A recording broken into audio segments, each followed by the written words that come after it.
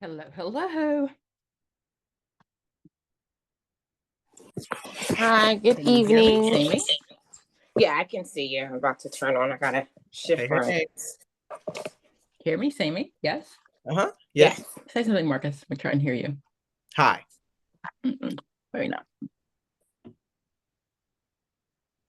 Can you hear me? Yeah, I hear you, Davida. Oh, good. Okay. Okay.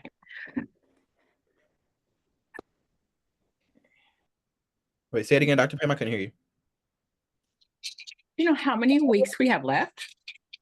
3, 2. I don't know. Wow. I was thinking 3, but does anybody know? I don't. I would say 3 because it ends with nope. October 15th is the last day, correct? Let me look at So my it's calendar. 4. Let me see. It would be October 10th or 17th because those are the Tuesdays. So I have October 17th as it's on my calendar, but That's it's the last 17th day? and not on my calendar for the 24th. So Okay. The 24th is my birthday, by the way. So so you wouldn't you have can go done ahead, you can go ahead and get your orders in now. I can just tell you exactly what I want. So, okay. So what I really want to do with our last 4 sessions is we're really going to save research and assessment. That's something we're going to look at. Today, we're going to kind of, again, go over tests covering everything. We should have covered all of the areas but research and assessment. Is that correct? What did I leave out? Career? Oh, I didn't do careers. Thank you very much. That's a huge part. Thank you very much. That is a huge part. Thank you. Okay. And I may have missed something. Did we go over? It was right after diversity. Hold on. Emily, do you know what I'm talking about? We were going to do that, and then we switched to diversity first.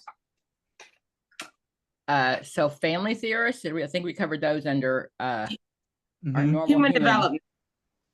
That's Freud and Piaget and all of those. No, so unless I missed that session. So Emily, because we were going to do human development, then diversity, and we then should have done. We did diversity before diversity, did we not? You were going to, but then you were at a conference and you just went ahead and did diversity. Unless I don't remember missing more than one session, so I'm going to say no. Emily, Marcus. What did I miss? Development. Sorry. What's part of human development? Piaget and Kohlberg and my normal people. So Erickson, his stages. Yeah, I don't think so. Okay. Yeah, we were going to, but then we skipped it. You're right, because Erica said something about that okay. Other day. Okay. So we have human development, career, and then assessment and research. Okay, dokie. Very good. Very good. We were going over career this session. Okay. So let's go. Are we okay? Did I give you an assignment for this week? Did I say careers or did I give you an assignment? Yeah, you said like careers. Like okay. Okay, dokie. So let's talk about careers. Okay. So then did any of you guys study careers this week? I did not, no. Okay. So we talk about anybody? Go ahead. I studied some of it. So careers is also just kind of recall. Okay. So I'm going to pull up the Helwig book and really kind of go into that. So when it comes to super, super has 3 separate theories. Okay. So what is one of them?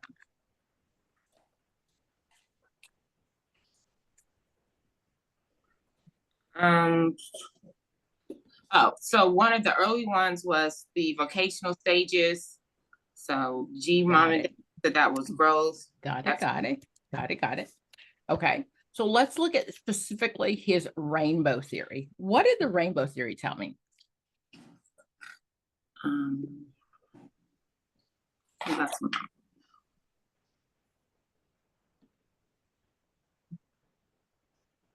So the rainbow theory specifically talked about the roles I can play and the times in my life I can play them.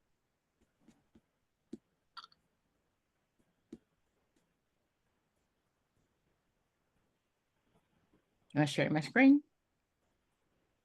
Yeah. Okay. So this is the rainbow theory.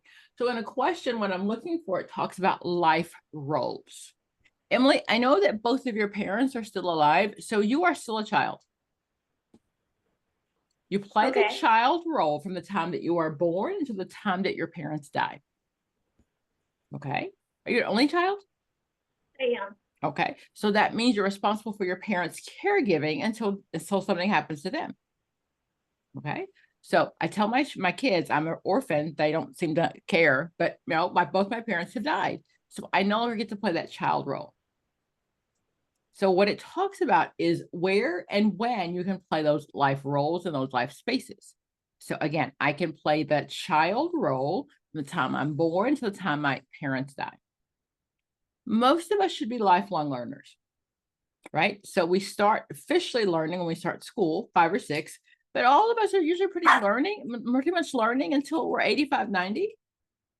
But the goal is I can always be a learner. Can I play more than one role at a time in my life? So Emily, what are some of the roles that you're playing now?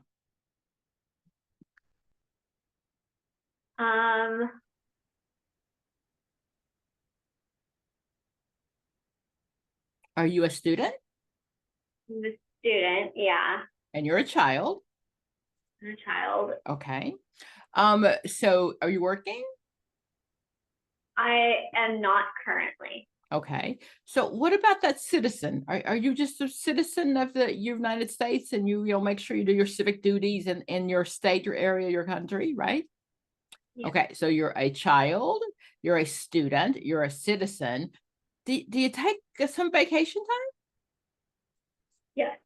Okay. So leisure right is for, remember, leisure right belongs to super. So whenever I see that term, leisure always belongs to super. And you can only have a leisure if you have a career. So here we use the word a vocation. So a vocation is your time away from working. Okay. I don't think you're a parent or a spouse yet, are you?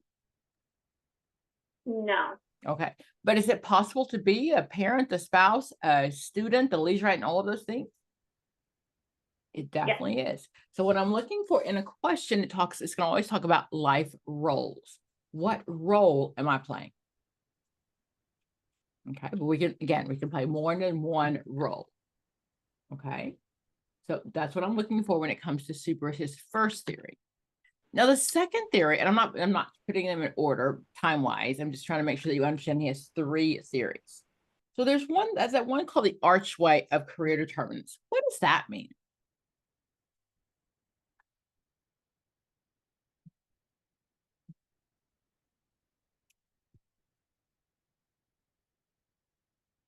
Am I sharing my screen? Yes. Okay.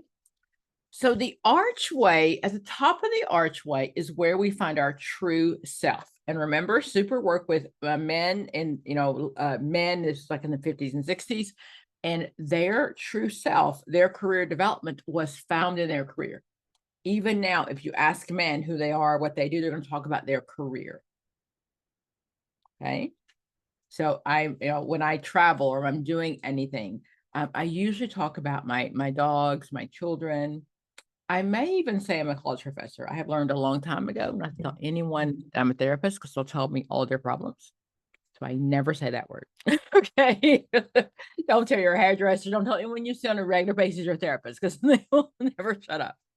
Okay. But usually my self role is not how I define myself. As a woman, we usually have very different roles that we take. But men will define themselves as their self-concept, their role. So the goal is what happens is the left side is going to be my internal self, things that I was born with. And the right side is the community. So what I was born with, I may have had some intelligence. I've got these needs I need to get met. I may have special aptitude, some ability, and a special interest. That's my biological piece. So let's say that I really grew up always feeling that I wanted to protect people, or I always wanted to make sure no one was hurt. So as I grow up and then society grows up with me and develops, the economy, society, my parents. So let's say that I want to be a policeman, right? I thought that when I was little.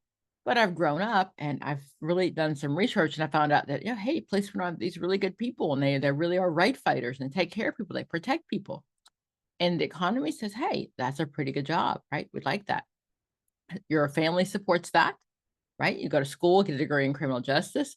They're always hiring. It's a great labor market. So as I grow and the society grows together, at the top of the archway is where I find my true self, my self concept. Okay, so that's what Super said. So your true self, who you are, is found at the top of the archway. Now, remember, Holland used the term vocational identity. Vocational identity is being able to identify yourself in a vocation. They kind of pretty much mean the same thing, but remember that Super used the term self-concept. Okay, so that's the difference between Super and Holland, but they pretty much mean the same thing. Okay, and the other theory you talked about was then the his G mom and dad, and that's his overall career development theory.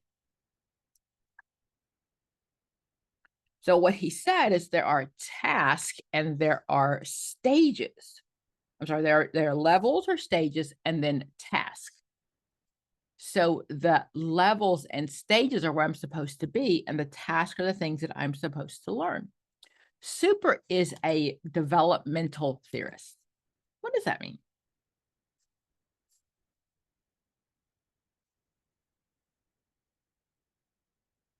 Right, good. A developmental theorist, no matter who it is, whether it's Erikson or Piaget or Super, talks about ages and stages. That is the stage where I'm supposed to be at that age in life. Okay, so we see the levels. Am I sharing my screen? The rainbow, that means the stairway. I like looking at it this way just because it makes it easier for me to see. So I know that GEMD, G-E-E-M-D, G mom and dad, or sometimes how we refer it, are the levels or the maxi cycles. So growth, exploration, establishment, maintenance, and decline. He later changed this decline to what?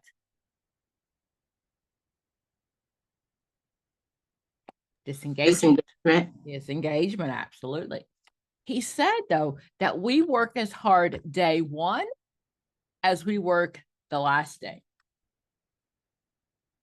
That's history, because I'm telling you right now, I'm trying to retire and I ain't working near as hard. We ain't writing no syllabus. I ain't add no books to the no. We've gone to ebooks in my program. And one of my students said, I need a hardback. I'm like, figure it out. Okay, because I'm old. So, but what he said back in that time is you work the same day, the same way, day one, as you do to the day you disengage. And that's when you retire. So there's no such thing as retirement or early retirement, or no such thing as preparing for your retirement. You worked the same way from day one to the last day that you're there. So G mom and dad are my task.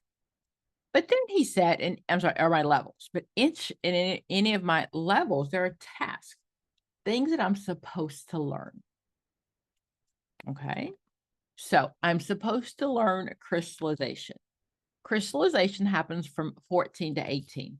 In high school, when you finish high school, you should be very crystal clear of what you want to do. You guys, that worked out for you, right? 18, finish high school, you know exactly what you wanted to do. I went to college because my mom and dad said so. All I knew I wanted to do was grow some boobies and get a boy. I didn't care about, right? The most of us didn't. But this, again, this is history. This is at a time where of Archie Bunker and Leave It to Beaver and all those happy days where mom stayed home and she did her role at home, and dad went out and he was the provider. No one ever asked Archie Bunker if he was happy. It didn't matter. That was not even a concept we talked about. No one cared if he was happy.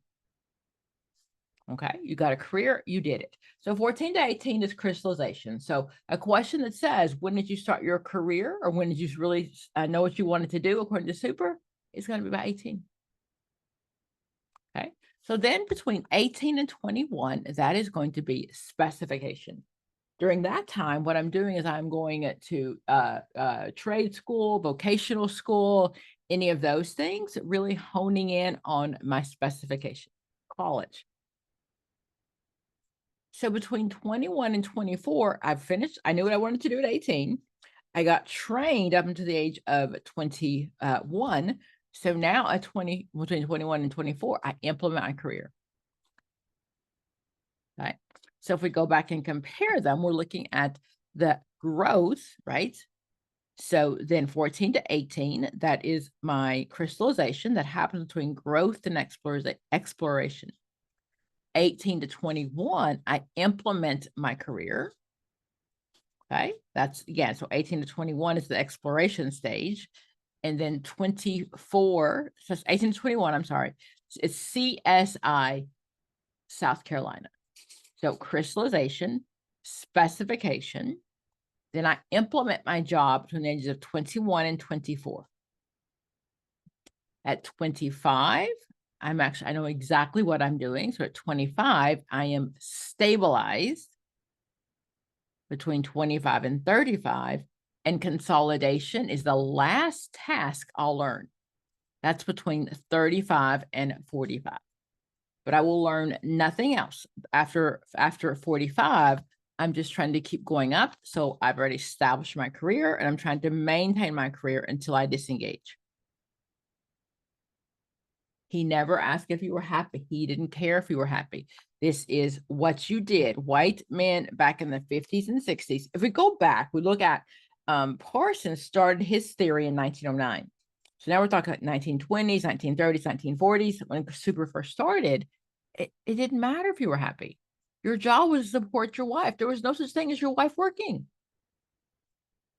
Okay. So when we bring it to modern day, if it says, Pam, took a gap year and now she's 25 and she's doing graduate school, she's behind according to super. So these theories, it doesn't really matter what you think today. It only matters what super would say. And super would say that I was behind. Okay. So super did not develop his theory. I know you find it hard to believe. He stole, borrowed, expanded on whose theory?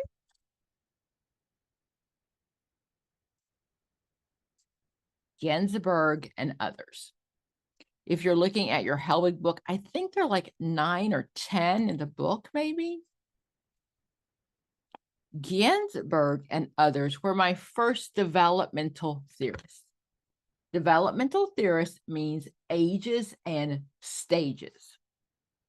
Okay, so Ginsburg and others were first. So Ginsburg and others had 3 stages. The first one was fantasy, tentative, and realistic.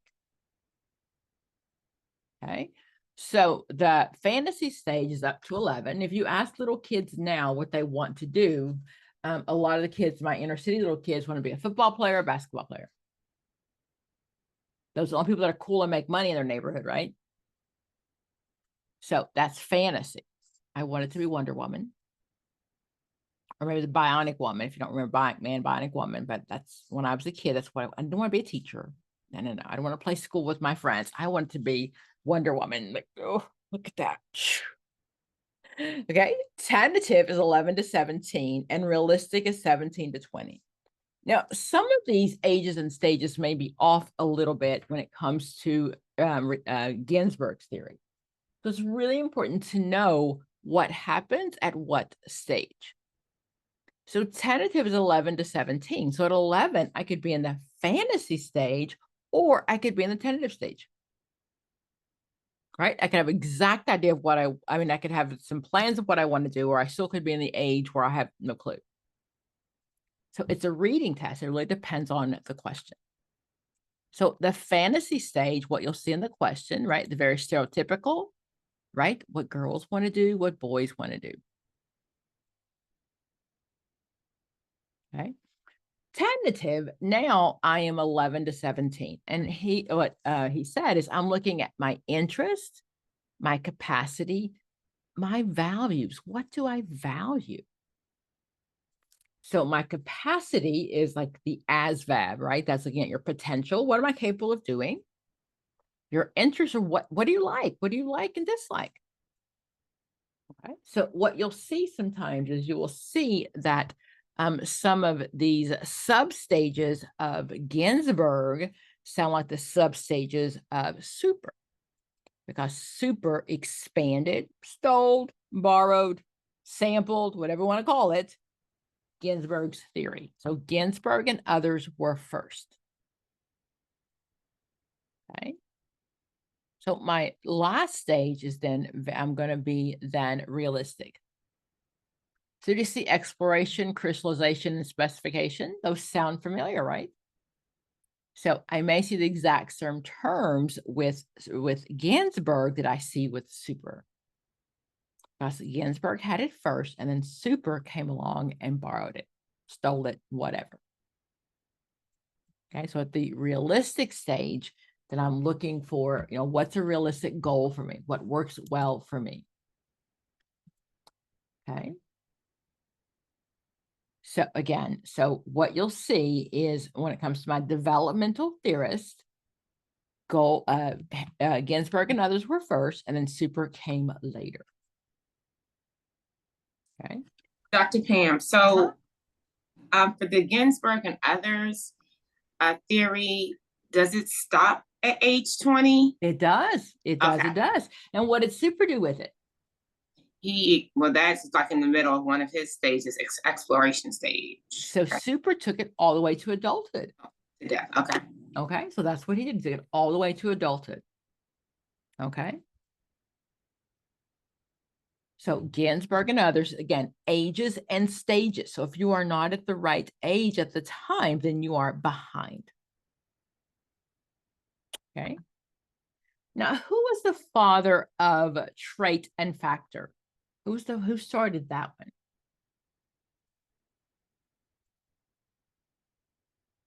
The father of vocation.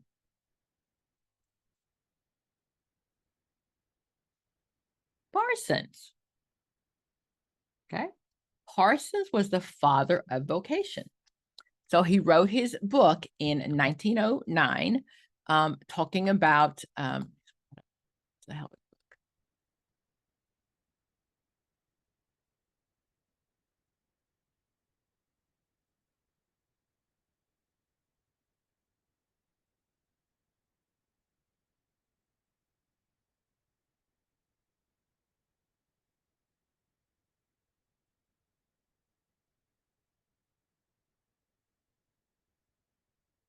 Am I sharing my screen, the Howard book?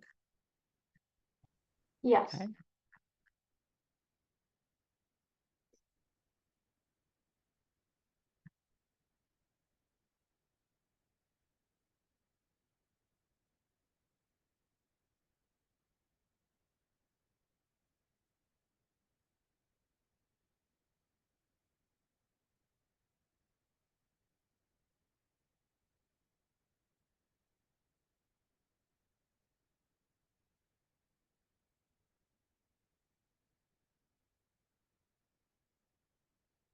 Okay. Let's go back. So as we look at the Hellwig book, so we talk about going from top to bottom, looking at who the theorists are.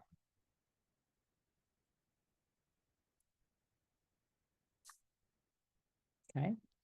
So in that number one, it talks about the most important people: Super, Holland, Gottfriedson, Krumboldt, and Savickas. Savickas is considered postmodern. That means he's one of my newest guys. Okay. So then the term actualist, A-C-T-U-A-R, that term, that means trait and factor. If I know about the job, and if I know about myself, I know about the job, those two things will match. They'll be congruent. So that if we go back and look at then to the bottom here. Okay.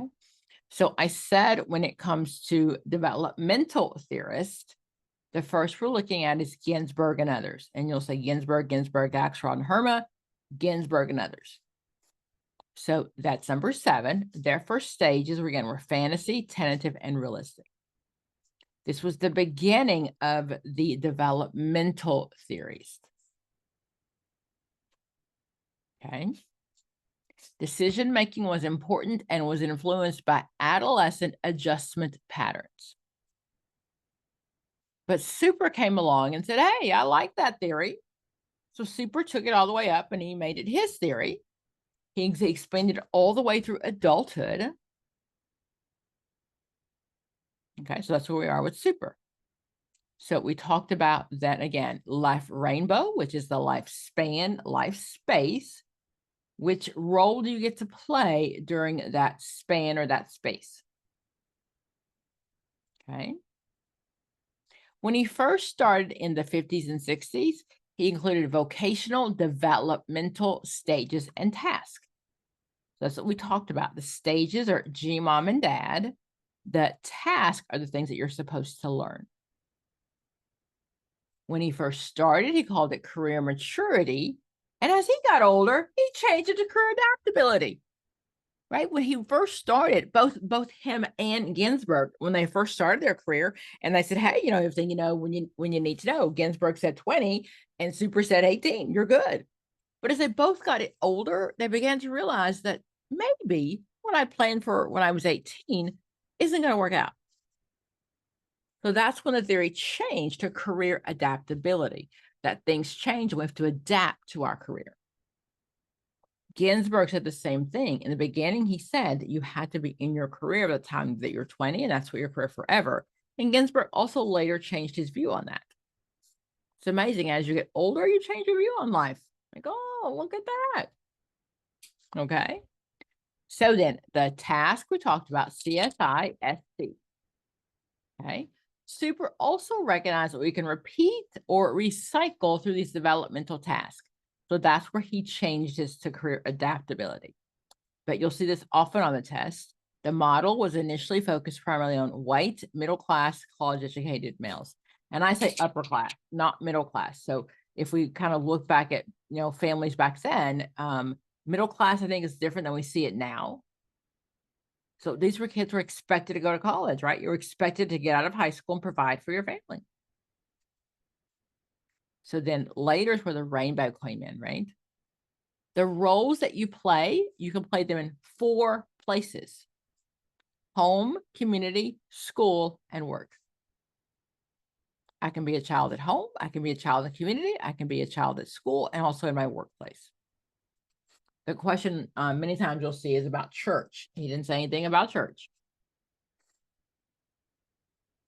Okay. So then, like I said, Parsons was the father of the trait and factor. So then 1909, that's what he called it.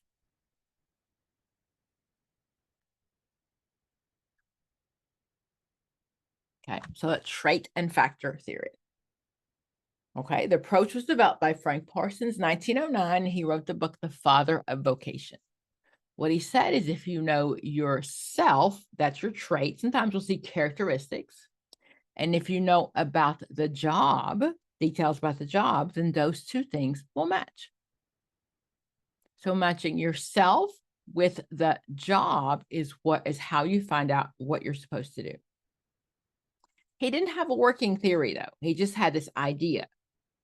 E.G. Williamson came along later. He refined it. E.G. Williamson said that you had to define it. You had to diagnose it. Okay. So Parsons was first. E.G. Williamson came along second. Whenever I see the Minnesota viewpoint or the Minnesota model, that belongs to E.G. Williamson. He came along later. Wait, can you go back real quick? Mm-hmm. When you said Parsons, you match yourself with the job. Is that what you said? Know yourself, know the job. So if you know yourself, then you'll know what job you want. Is that what you're saying? No, okay, I'll show you. Okay. Okay. So he had this theory, but he didn't have a plan. Okay. Holland came along with the plan. So Holland was the first trait and factor guy with the plan. So that was where Riesack came from. Okay, so Parsons had the idea, but Holland said, "Well, let's do this." Holland used 3 tests. The one that you're most familiar with is the self-directed search. That was computerized. You could do it by yourself. And in the 70s, it was a huge deal. Oh my God, I can do this. Look at this. Okay. Vocational preference inventory, self-directed search. And you might also see the strong interest inventory. Those are what he came up with. But the SDS is the one that we still use now. So sometimes it's called Holland's hexagon or Holland's trait and factor theory. But he's the only one that actually had the theory of if you know about yourself, then you'll know about your career. Then those 2 things should match.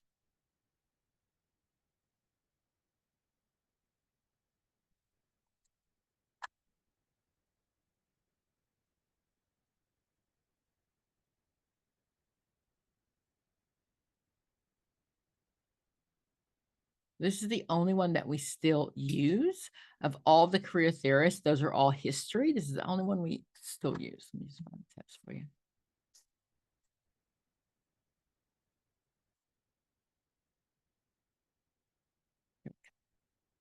Okay, so what you would do, and before this, you would go make an appointment to go see the career therapist, and he'd sit down and talk to you. You know, now we don't get paid for career therapy, but back in the day, that was a whole big deal. So you'd make an appointment to see the career theorist or the career therapist that come in and help you figure out what you wanted to do with your career. When you see that question, the difference between a career theorist and a psychotherapist is the career theorist, you left with a piece of information.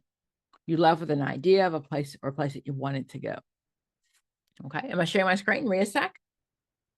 So basically what you did is you would answer the questions. The questions are about you. I like to work on cars. I like to do puzzles. I'm good at working independently. I like to work in teams. So you're going to just tell me if you agree, disagree, strongly disagree, etc. That's called the Likert scale, by the way, Likert. The Likert scale is I strongly agree or I strongly disagree and somewhere in between. It's Lickert, Likert. Okay. So then this scale is you're going to check out what I'm good at. I like to work on cars. I like to do puzzles. Yes, no, maybe. At the end, you should get your score. That's your interest in interest code or interest inventory code. If you score really high in RIA, it's so clear. It's called differentiated. It's very clear what you're good at. However, if you score low in all of the areas, it's called undifferentiated. It's not so clear what you're good at.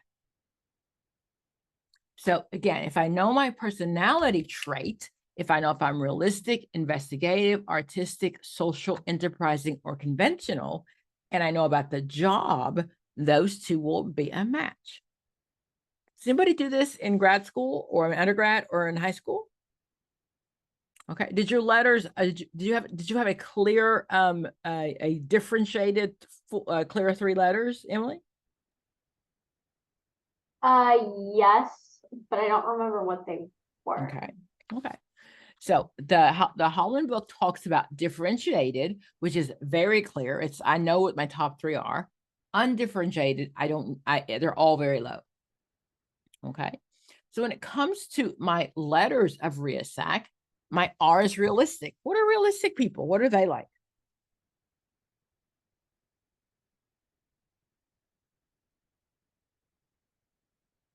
They like things over people. So if I'm realistic, I like to work with my hands. Okay. Investigative. All of us should score pretty decent in investigative. We get paid to be nosy, don't we? We get paid to ask the questions your mother said, don't you dare ask that. Sex and money and drugs. We get paid to ask those questions. Like, oh my gosh. So all of us are a bit investigative. Might not be our highest score, but most of us should be pretty high in investigative. Our IA, remember them in order, artistic. Okay, again, it can be like a Martha Stewart, it can be a rapper, it can be an artist, anyone. My S is social. I should like people. So oh my gosh, please, therapists, be social. Like people, like people. If you're not, get out.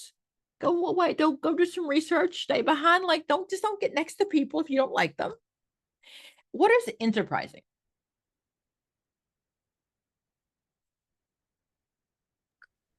I thought those are the individuals who kind of like to sell or persuade people. Absolutely. Give an example. I think about a lawyer. So who's he persuading? He's persuading. Well, he needs to persuade either the judge and or jury. The glove didn't fit. You must have quit. Okay. If you don't know who that is, go back and Google it. Okay. So OJ back in the day, right? So that's what his lawyers do. That's what lawyers do, is they're trying to sell you their client's innocence. Right? Now, if I'm conventional, I would not be a trial attorney. If I'm conventional, I would be like a tax attorney. Right? Because conventional people follow the rules, looking for the numbers or following the dollars. Pam, you were 3 cents short last week. What happened? Okay.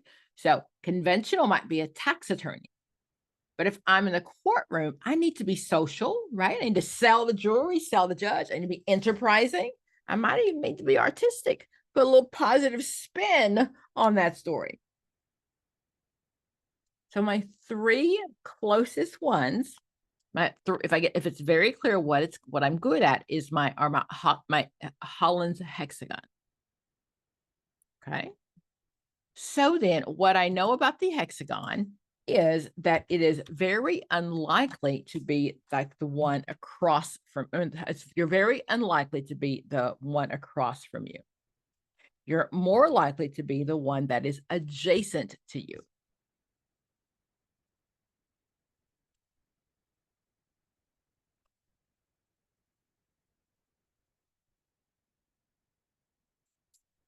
So I've taken my little test and I'm going to tell, it's going to give me my letters, right?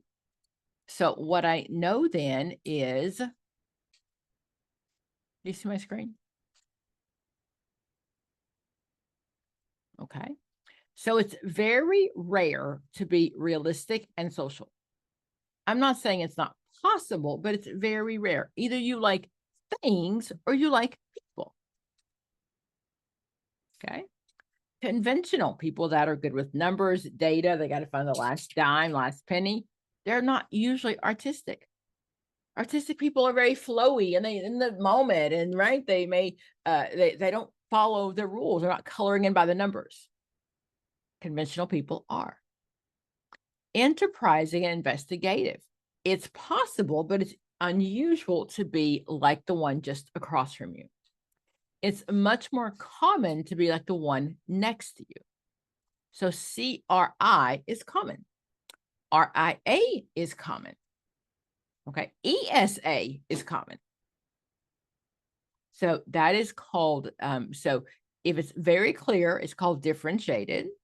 If it's not very clear, it's undifferentiated. And remember that the ones adjacent or next to me are more likely to be like the ones that I am.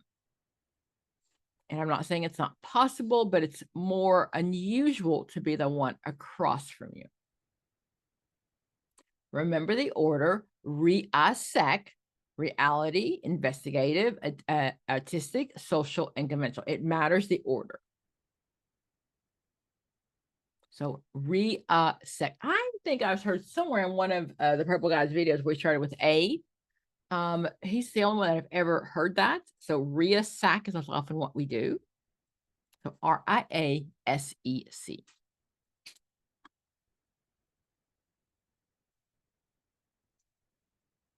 Just want to your chat box.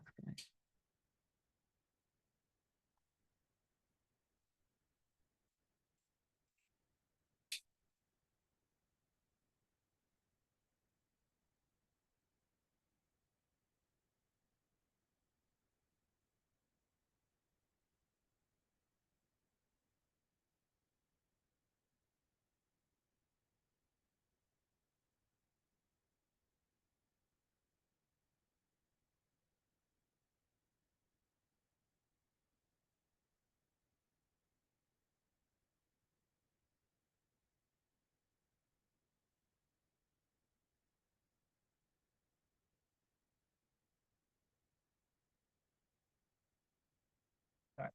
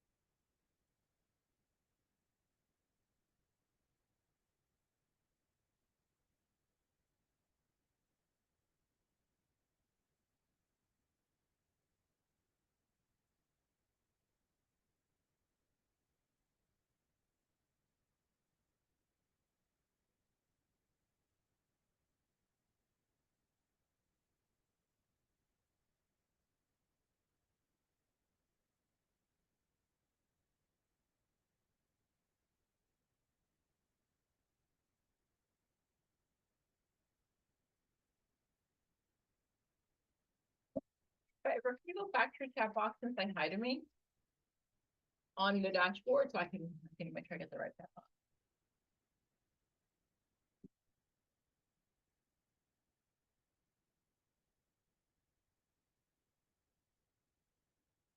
Thank you. Right, there we go. Thank you.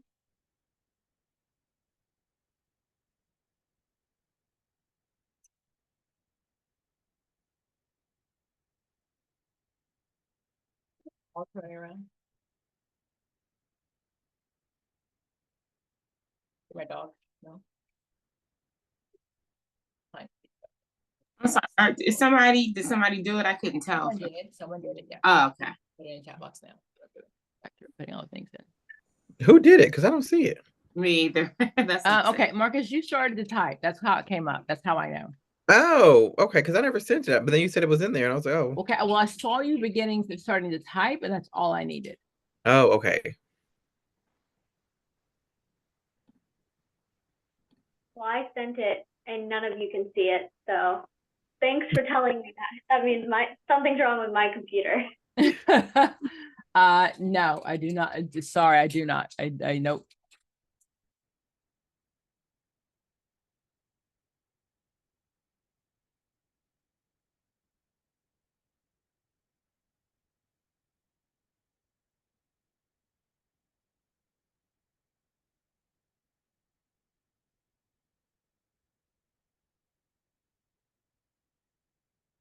Okay, so back to my screen. Am I sharing my screen again? Yes. Okay.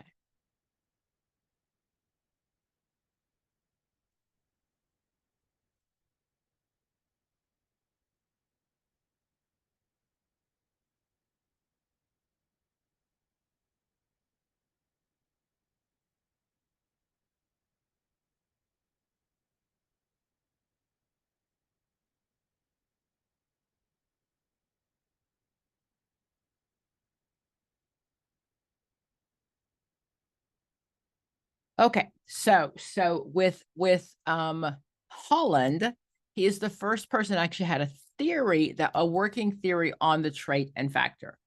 Parsons and E.G. Williamson started it, but they didn't have a working model.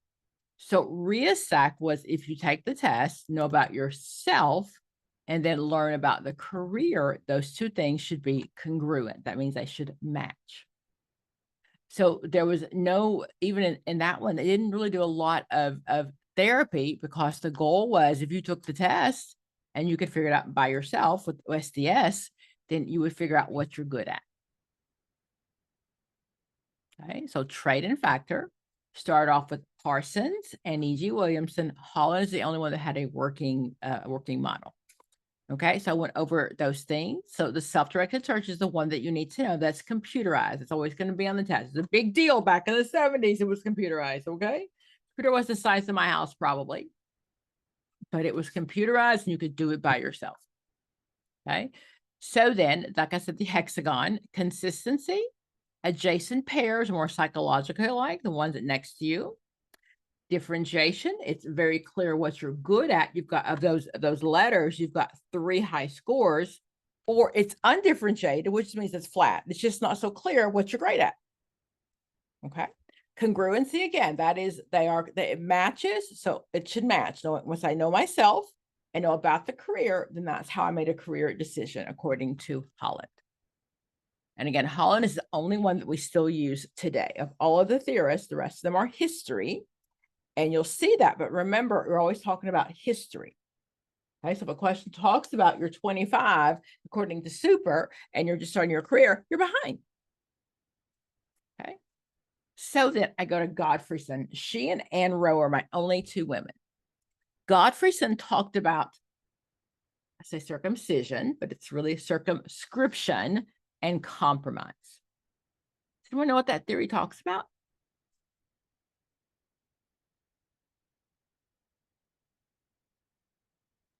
So I always think about for circumcision, I always kind of think about the narrowing down.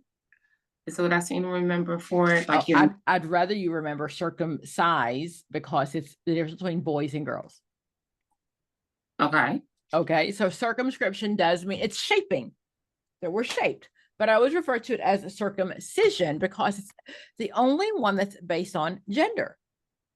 Girls do this, boys do that. Okay.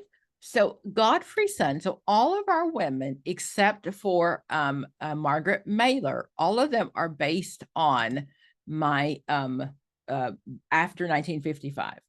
So the women's lib movement is where we finally started to see women come in. Margaret Mailer, object constancy, she's the only one that was the same time as Freud. Okay. So with Godfreyson, Linda said that we are shaped by society on what we do, but based on gender. So size and power, 3 to 5. At 3 to 5, jobs are for big people. I could care less. But now when I am starting elementary school, I am 6. I began to differentiate between the sex roles. Okay. Marcus, you got any nephews, nieces, cousins, somebody, a little boy, little girl who's 6, 7, or 8?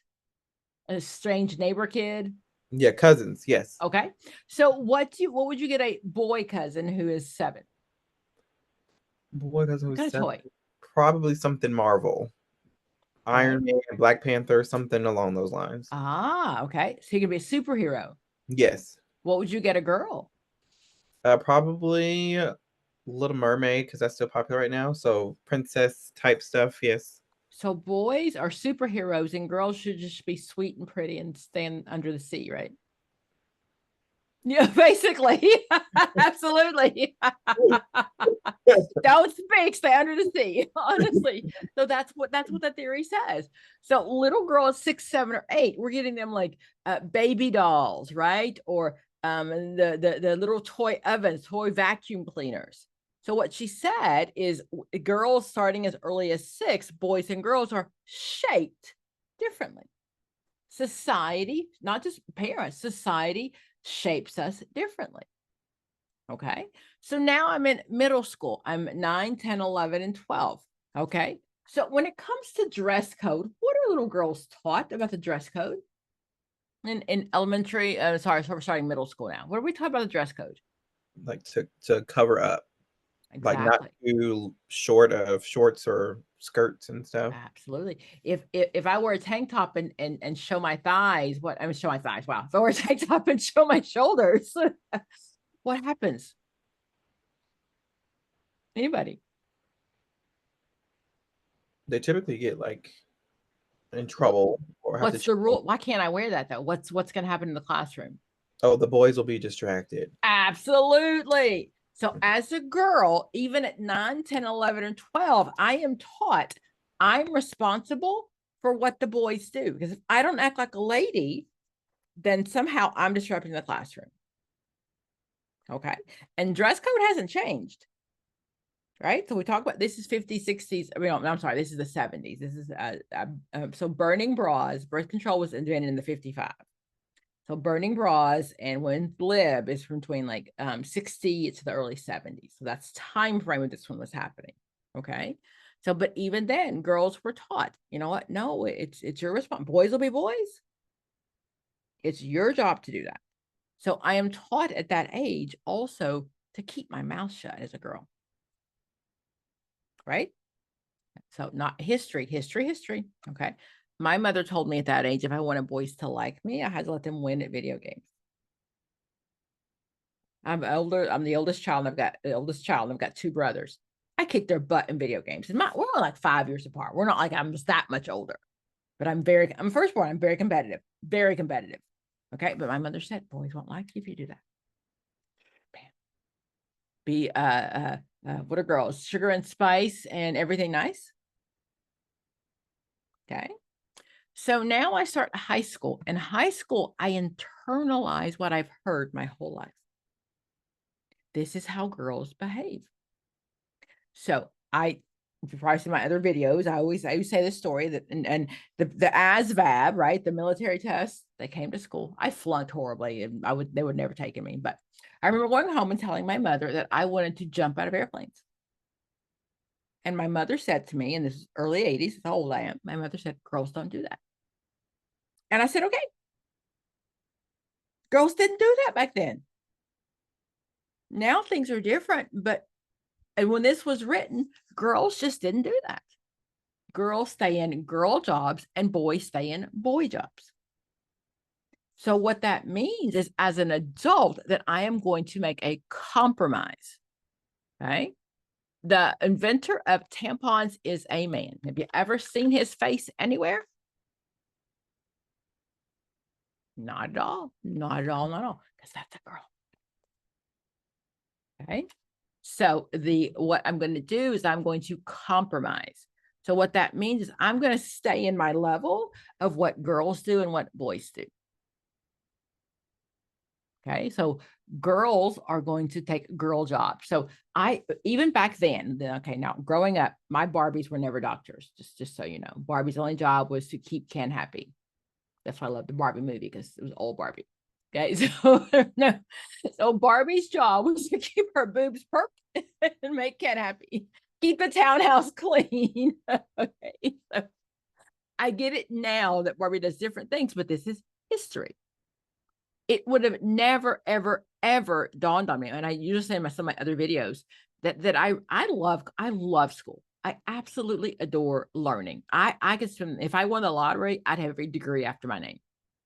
I would just go to school forever. I love school.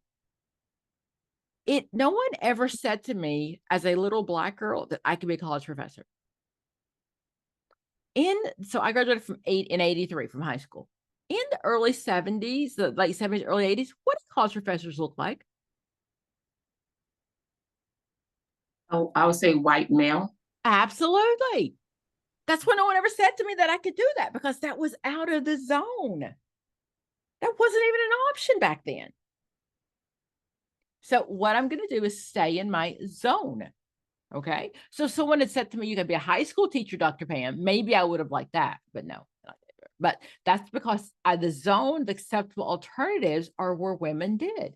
So nursing, right? Librarian, teachers. Men might start off being a teacher, but do you know how most men got into teaching? Because they wanted to be the coach, and someone said, you got to teach a class to be the coach. For the longest time, high school principals were chosen. They were usually male, and they were chosen because if they could coach a football team, basketball team to championship, they must be a good high school principal. That right? We didn't say now, by the way.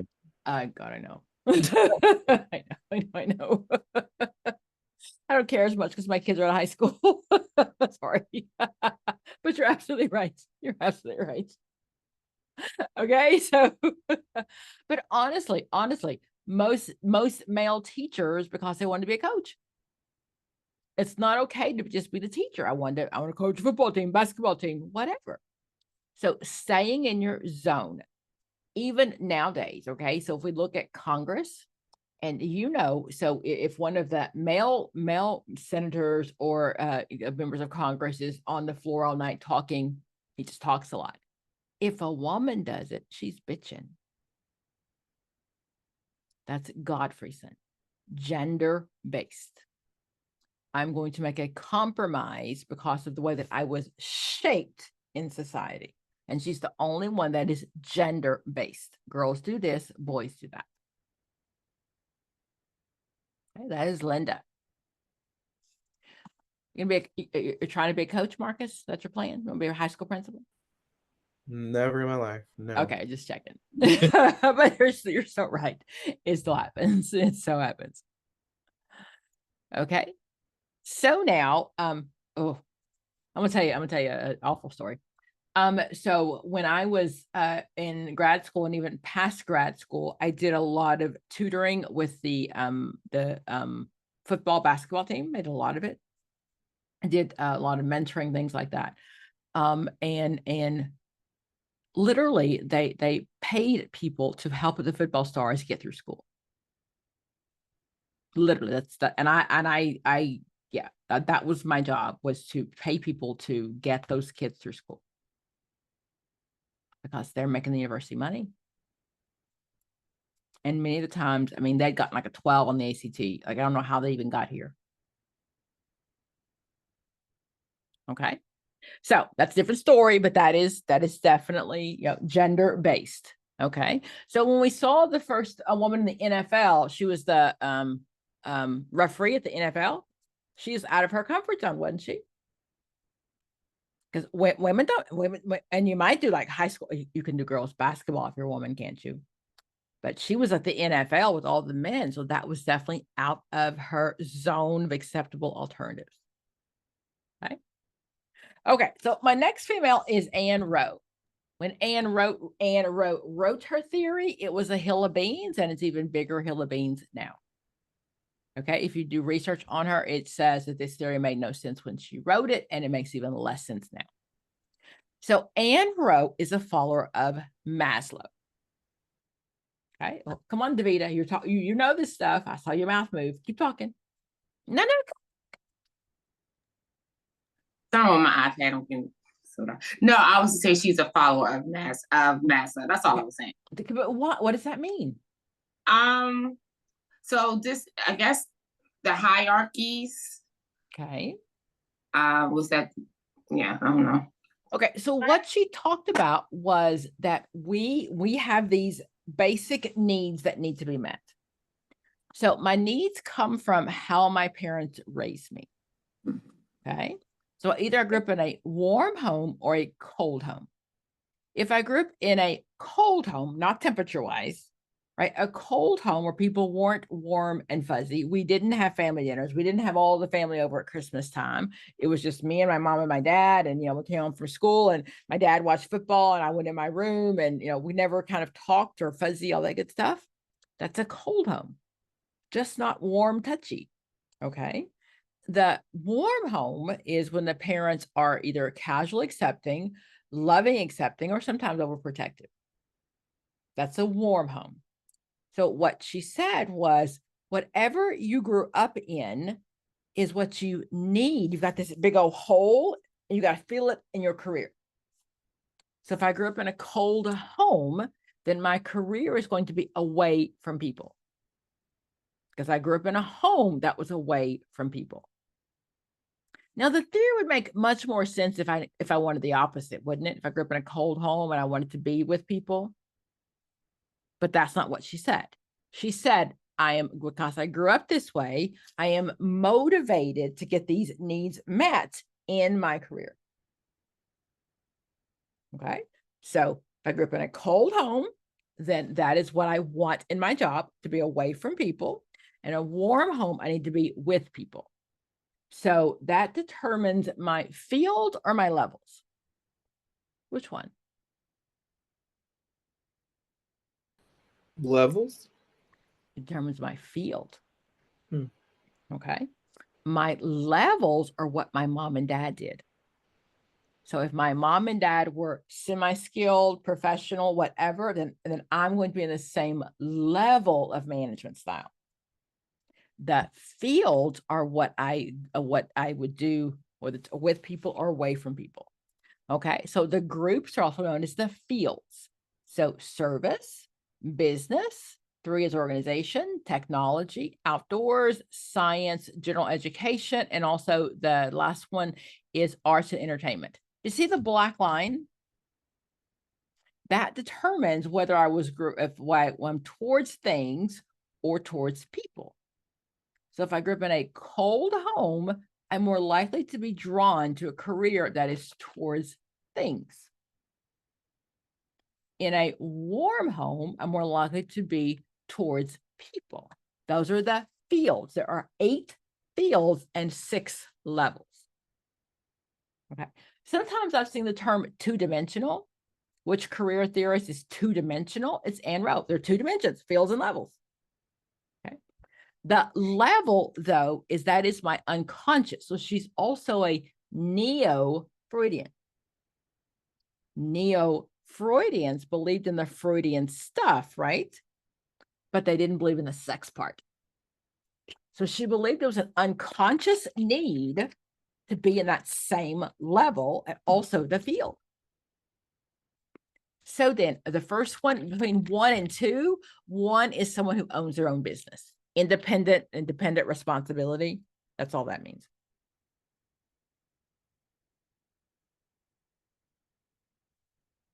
Can I tell you how wonderful it is to drink your greens? It tastes so good.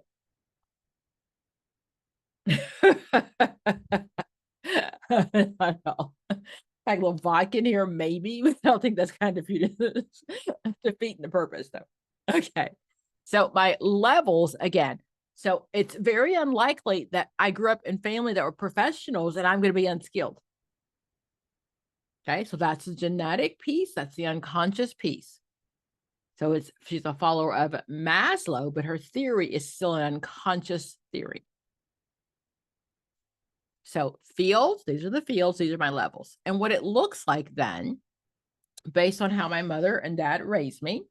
So then if I grew up in a cold home, then my field would be not towards people. I'd be in technology, outdoors, or science. If I grew up in a warm home, I would be towards people. I'd be in service, business, organization, general culture, arts, and entertainment.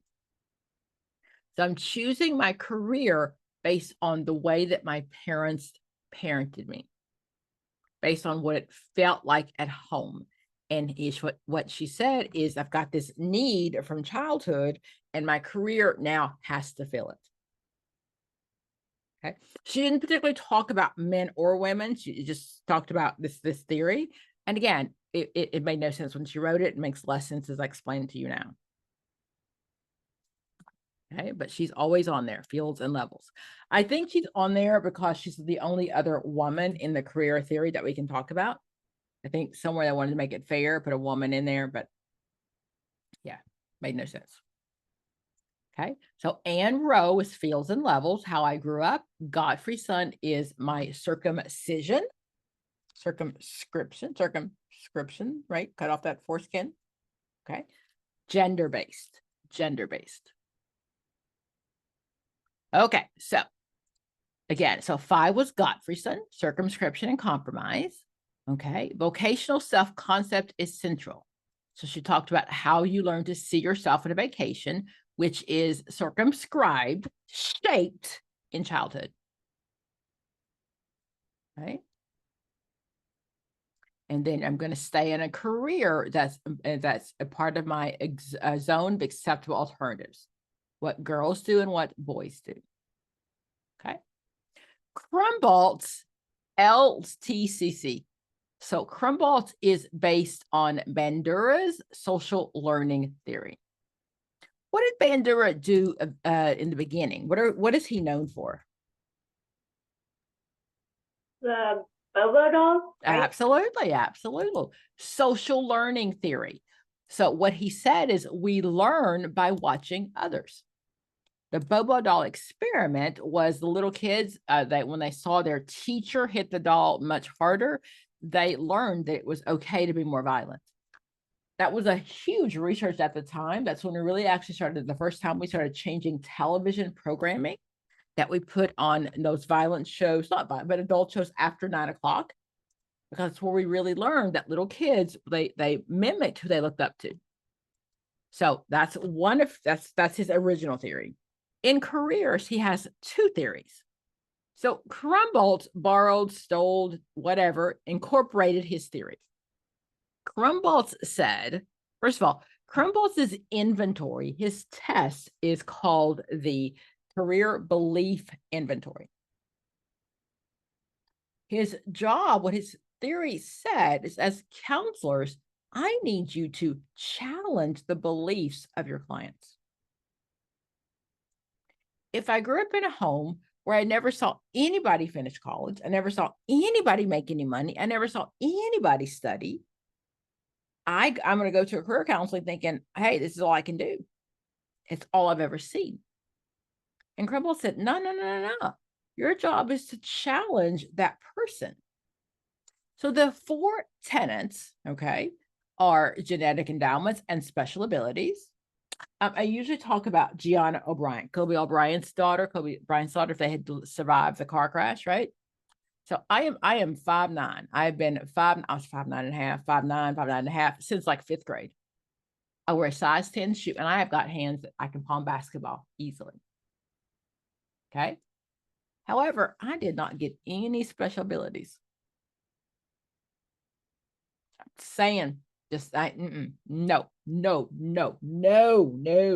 My husband played pro football for a little bit. My dad coached all of our sports teams. I can't, no. I'll never forget, I was like in 5th grade, my dad's softball coach, and the softball hit me like right in the head, like right there. My dad's like, put your glove up. Okay, I didn't get it. I just didn't get it. So what he said, though, is people choose their career paths based on 4 of these factors. So let's say that, again, I'm Kobe Bryant's daughter. I've got some genetic endowment. I've got some special abilities, some things I was born with, right? She got height. She got talent. Also, her environmental conditions, okay? So nature, technology, society, economy, or culture. In the middle of COVID, do you think any of those rich kids, did they miss school? Did they get behind? My daughter's friends that were in private school, maybe 2 weeks, but after that, you got up every single morning and you put your uniform on and you sat in front of the computer from 7 to 3. Right? And they had technology, whatever it took, because those kids weren't missing school. What we know is the kids who grew up on the other side of the track, they were, had one computer with 5 people in the house trying to figure it out. Oh my goodness. And then, school social workers' jobs were to do. Their job was to ding them if they went off a site.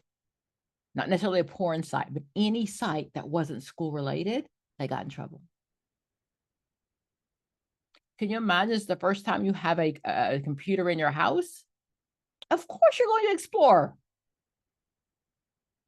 Right? So those kids got it differently than kids who had money. So my environment made a difference. My learning experiences, instrumental and associative learning. Okay. So if I am a Kobe Bryant's kid, I have learned that, he taught himself how to play music. He spoke 3 languages. I mean, he was amazing. What she saw was if you work really, really hard and you learn things, it's easy. Or you put the effort into it, right? So if she skipped basketball, or she skipped school to go play basketball, I'm sure there was a problem. And the last one is task approach skills, how people learn tasks. So if I grew up on the other side of the tracks, I have watched my mother and dad work 3, 4 jobs their entire life. Did they ever get ahead? They're working 3 or 4 minimum wage jobs, and we're still in the same boat. But if I grew up with people, my parents had money, right? Then yeah, you might work hard, but your hard work pays off. So what he wanted you to do as a counselor was to challenge their belief, the career belief inventory. Just because you've never seen anyone do it, and it's what you've been exposed to your whole life, don't think you can't. Okay, so that's Crumboldt's career belief inventory. He wanted the counselor to challenge the client on what their belief system was, this is where it came from. Okay. He also came up with that thought of plan happenstance. What does that mean?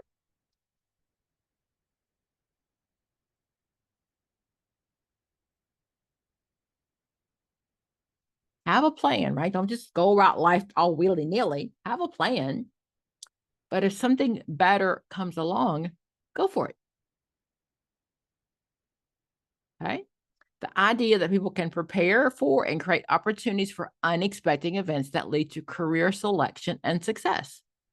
Career counselors should help clients develop curiosity, persistence, flexibility, optimism, and risk-taking.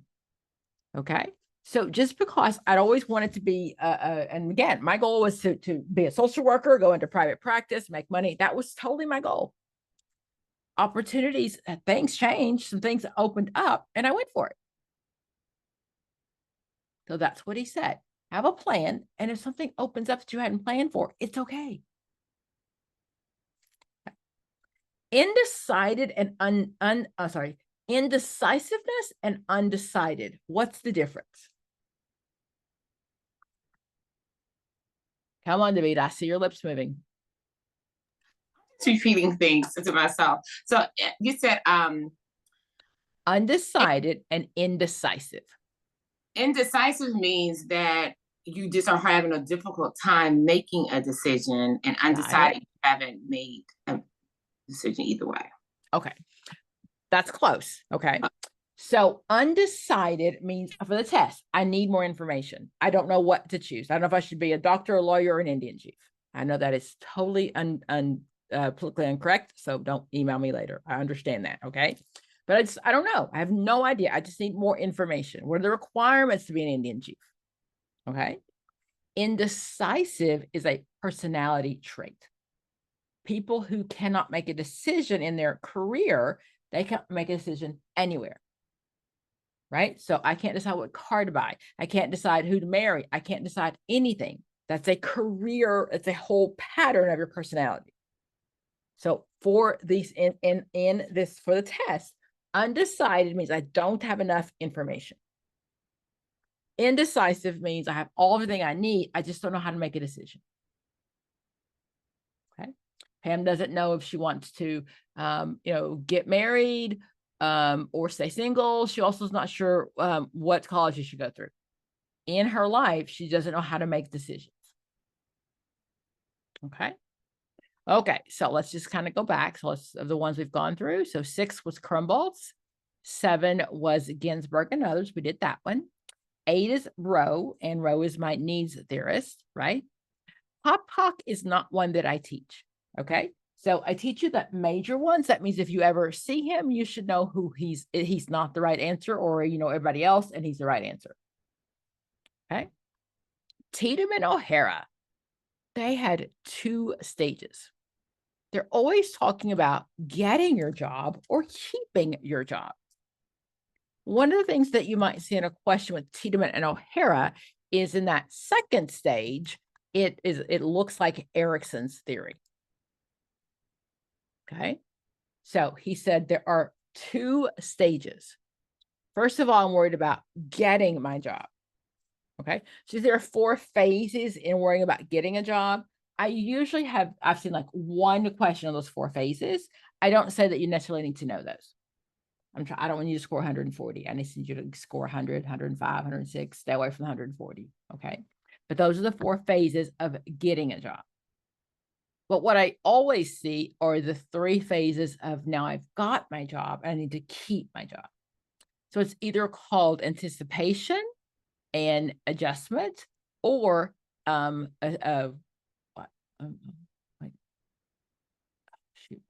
it's called worrying about getting my job and getting my job. So this one is, Pam, really? It is called anticipation or implementation and anticipation and implementation. Worrying about getting my job, worrying about keeping my job. Okay. So the second one, you will see those phases. Now I've got the job. I'm trying to keep the job. Those 3 phases of adjustment are usually on there. Induction is your new, right? So in anything, whether it's a church or a Greek or anything like that, there's some kind of induction ceremony in there. You got to learn the secret handshake and the sign, right? Whatever. You might have to get speed in and kill somebody to get into a gang. There's some kind of induction ceremony, right? Reformation is change. The agency is going to change because I'm there, or I'm also changing because I'm in the agency. The last one is integration. It's not until that third stage that I've been there for half a minute that I'm really ready to share my thoughts.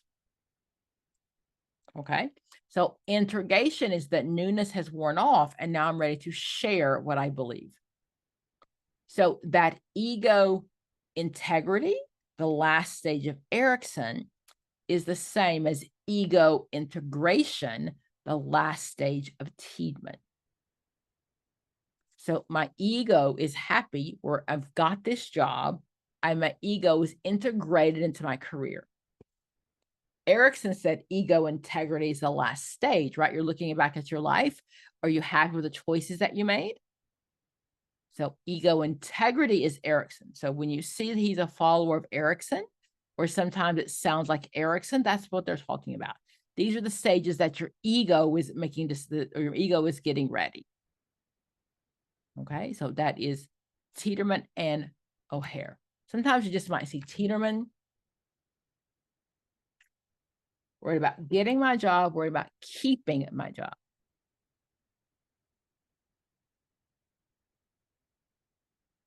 Okay, anticipation or preoccupation, and then implementation or adjustment. So I'm anticipating getting a job, and then I'm worried about implementing my job, or I'm preoccupied with getting a job, and then I'm adjusting to the job. Okay. So later, Tiedemann also emphasized the importance of the decision-making process. That's where that ego comes in. The continuous process of differentiation, one's ego development, process development task, and resolving psychosocial crisis. Those are the terms that Erickson used. Okay. COSV. COSV is the process that we would make. CASV, CIP, the cognitive information process, doesn't just belong to careers. This theory is based on how we make decisions all of the time. And this particular theory happens to belong to careers. So CIP looks at the process we go through. Okay. So the bottom is like self-knowledge, knowing myself and knowing the career. Sounds like trait and factor, right? Know about myself, know my career. And then the second stage in the COSV cycle, that's how I'm going to make my decisions. Meta means many. So all of my decisions together is how I'm going to make my job, get my job. So communicate, analyze, synthesize my values. And at the end, I'll evaluate, and that's how I'll make a decision about my job. So CIP is the cognitive information process. That's how all of us process information. So you might see it other places, right? But this particularly talks about careers. Know myself, know about the career, go through the process, the cycle, and then at the end, all of that thought process will come up with this mega cognitions, right? It means all meta means many. And that's how I come up with this, all of those mini processes. Okay, communicate, analyze, synthesize my own values, and finally, I'm going to execute my decision. That's the COSV cycle. CIP, cognitive information process.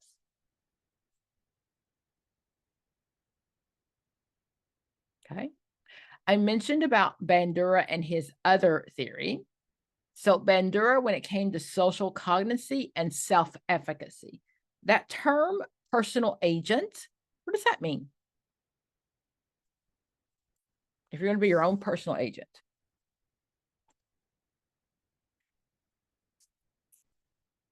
You got it like if you're famous, you have like a sports agent. An actor has an agent, someone who like speaks on their behalf and advocates for them. So does it mean you make your own decisions? I'm going to fight for you. Okay. Personal advocate means I'm fighting for myself. Okay. So A movie agent fights for you to get the best roles and the best money. A sports agent tries to get you the best deal. Personal agent means I'm trying to get me the best deal. Okay, very good, very good. So what Bandura said is not all of us have the same amount of self-efficacy. Self-efficacy means I am not the smartest in the bunch. It may take me a lot longer, but I am not going to give up. Okay. There are 4 tenets that determine my self-efficacy. There are some people that take this test one time and decide they want to go back to school and do something else because it's too hard. People who have differing self-efficacy are going to do it. It may take me 2 or 3 times. It may take me longer, but I am not giving up. Okay, so vicarious experience. Vicarious experience means watching other people. You know that guy in the cubicle beside you that has a license and he keeps asking you questions every day. And you're like, dang, you got a license. Why are you asking me? Okay, that's vicarious. If he can do it, I can do it. The second tenet is physiological feedback. PHS, physiological, talks about the way my body feels. Maslow talks about the physiological needs, the physical needs. So, you know, when you get a question right, I go, yay, look at you. Yes, right. It feels good. You're taking a practice test. It feels good. That's physiological feedback, the feedback my body gives me. The third one is verbal persuasion. When I say, you can do this, come on, you got it. Or I say, you know, you ain't never gonna pass this test. Either one of those will push me. If someone tells me, you're never gonna pass this test, I'm gonna show you that I am. Or if I tell you you can pass this test, either one is gonna help my self-efficacy. And the last one is the outcomes. The closer I get to the test questions, when I keep getting questions right, like, oh, wow, I know this stuff. I got this stuff. That also makes me feel like, hey, I can do this. So all 4 of these tenets determine my self-efficacy, the right to fight for myself. Okay, so there are some people that are just not going to give up. One of the questions you might see, it talks about a you know, if you're working with a client and you know the client has very low scores in science and math, and you know they want to be a doctor. So as a counselor, you're usually pretty honest with them and tell them it'd be hard for them, right?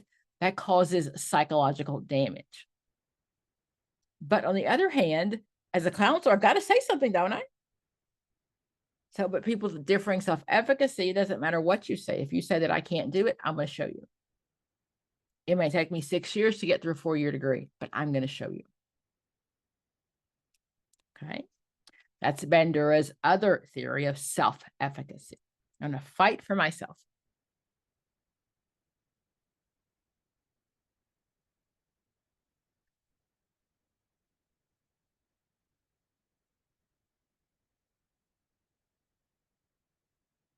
Okay. Constructivism. I said Mark Savikas.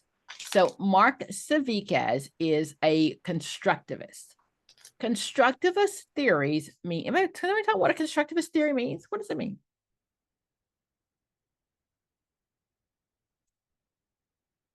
Construct are things that we make up in this society. We've constructed. What do boys do? What do girls do? What is happiness? Right?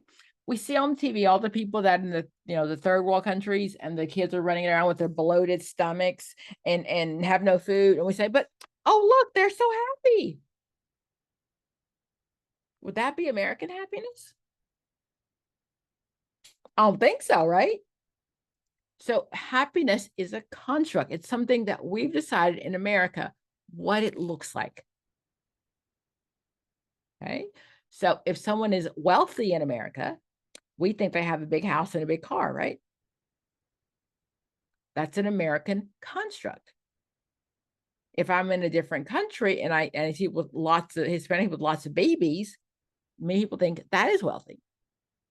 So constructs in general are things that we have come up with in our society, things that are intangible. You can't touch that. Do you touch happiness? Okay. So then what Mark Savickas said, he said, so he's a proponent of postmodern. It means he's new. He's one of my newer guys. And what he said is that this having a career is a construct. You can take all of these tests all you want. You can, because mom and dad did it, all of those things. But he's like, no. Reality, that Titan factor stuff is just not true. So what he said is, rather than being an active agency and helping them figure this out through the testing, I just need to really help them to be satisfied.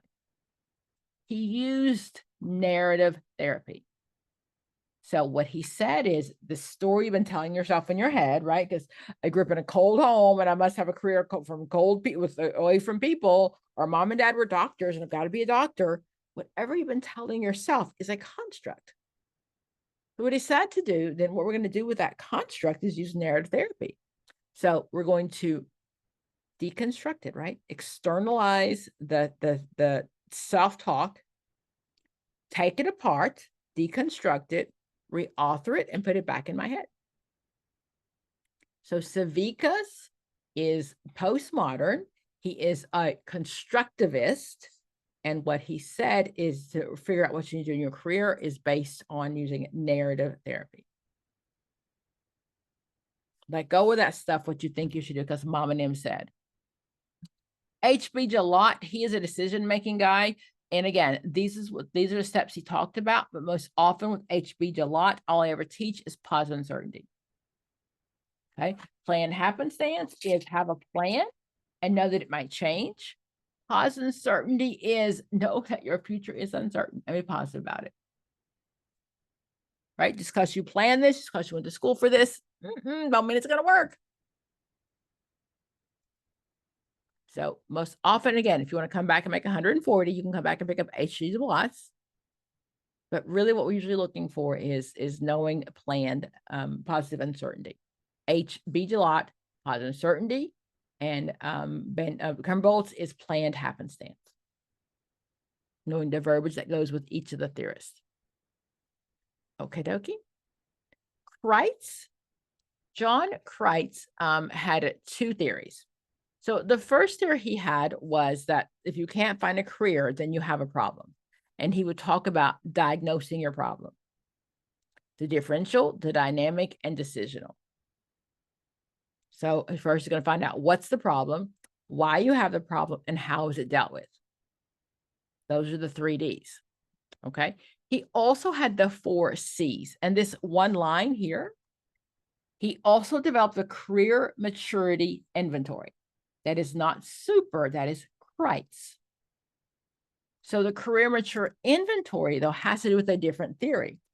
Kreitz had the 4 Cs also. So Kreitz looked at high school kids in his second theory. So his high school kids, he looked at the 4 Cs in determining where you were in terms of career readiness.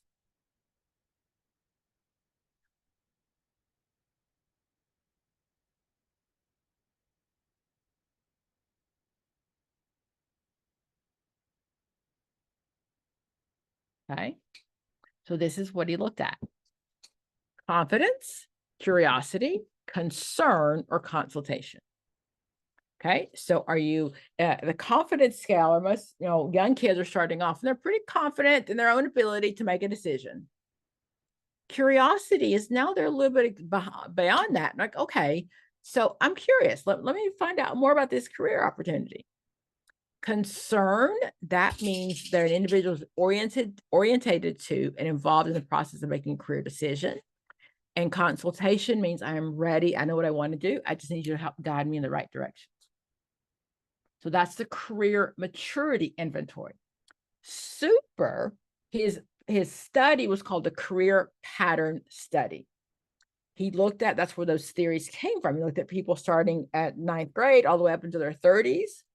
And that's where CSI and the G Mom and Dad came from, was Super's career pattern study. He did use maturity, but talked about vocational maturity. Career maturity belongs to Christ. Okay, a lot of people will miss that, and they put that on test, I think, purposely to understand, to make sure that you know the difference. So career maturity inventory belongs to Christ.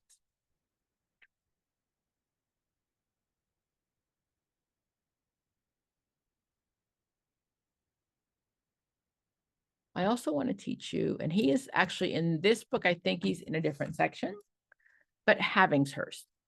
Havingshurst is called my non-decisional guy. So he's a career guy, but not just careers. He said, and as we grow, all of us, there's no decision to be made. When it comes to your career, there's no decision. You just do it. Based on your surroundings, based on your environment, based on how you live and grow up, that we all go through these developmental stages.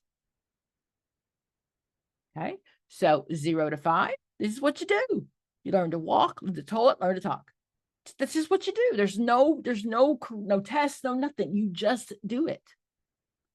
And then, so from 6 to 12, that's middle school, right? Middle childhood.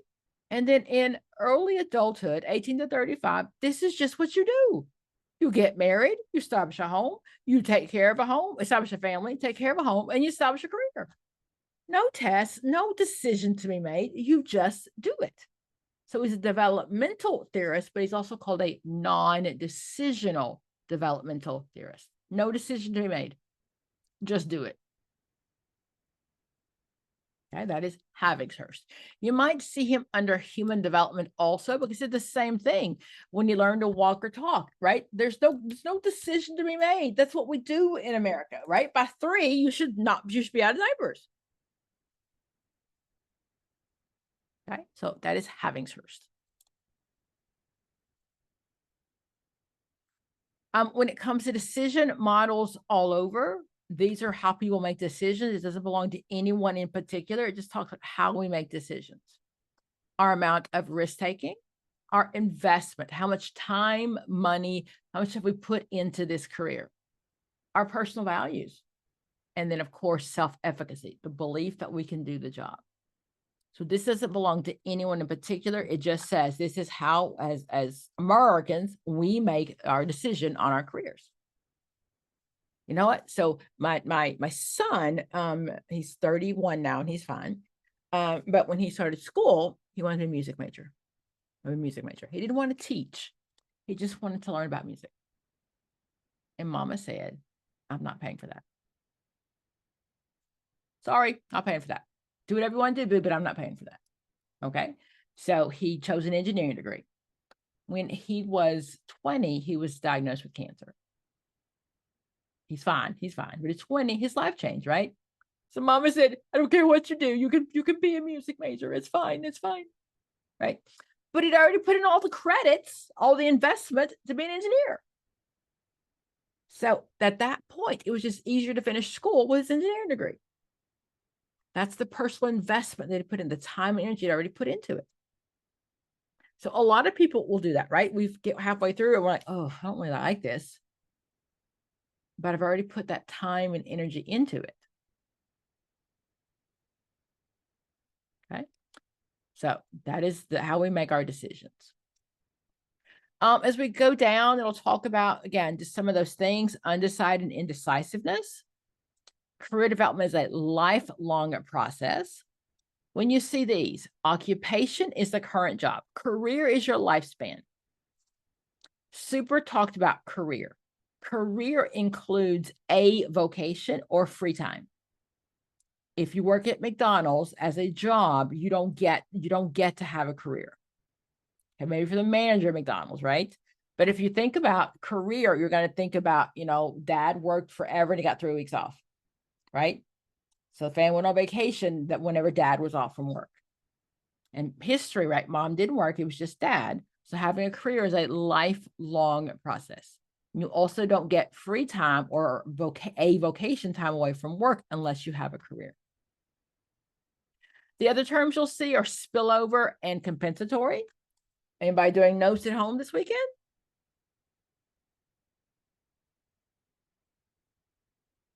that spillover.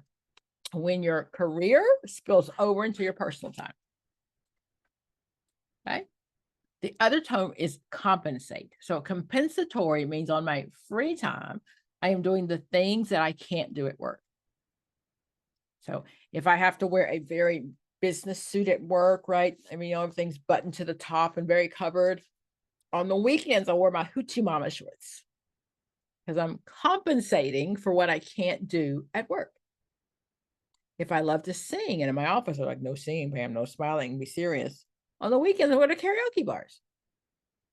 So that is compensatory. I'm making up in my free time for things that I cannot do at work. Okay. One of the things that's very different between career counseling and personal counseling, remember, career counseling is you always come home, you leave that first session with some information. That is the goal, is you'll have information from that. Okay. Okay, so let's go back and as you come back and cover these, make sure you cover all of those bullets there. Aptitude is their ASVAB most often. That is measuring your potential. So if I'm going to the military, the ASVAB is the one I take. The GATB is it's also known as the Secret Service. It is if you work for a city, right? You get one of those city social service, when you get one of those jobs, you're going to take the generalized aptitude test. Again, so you're looking at your potential. Your aptitude is what you're good at. If you're good in math and science, the military wants you. Okay. Achievement tests are based on what you've learned. The NCE is achievement test. It's measuring what you've learned. Is the NCE a predictor test? Does it predict how good counselor you'll be? Not at all. Not at all. So, but if we look at like the GRE and the ACT, they're known as predictor tests. The thought, if you take this achievement test and you score high on these tests, you'll do well in college. Right? The NCE is in the same chapter of achievement, but it's not a predictor test. Okay. Interests, those are going to belong to careers, and interest inventory belongs to a career. Your MBTI, that's your personality, whether you're an introvert or an extrovert. Okay. The MMPI, the Minnesota Multiphasic, that looks at your level of crazy. We're looking for three strange things in your personality. That's not how nice you are. It's your level of pathology. The MMPI is actually older than the DSM. It's the oldest test that we have.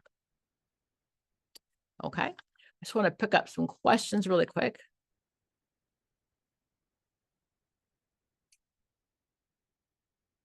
I put the 750 book in the dashboard. No, dashboard, did I not? Test.com. I'll make sure I put it in if I didn't. I think I put it in like right in the very beginning, but I will make sure it's in there. So 750 book is test.com.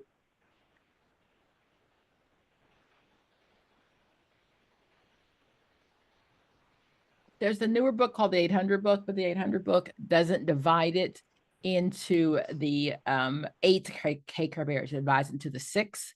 So I still like this one. So I still use this one just because it divides it into the 6. Into the 8, not the 6.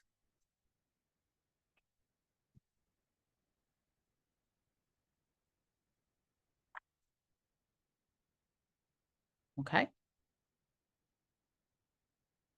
Okay, so Davida, do you see my question number 1?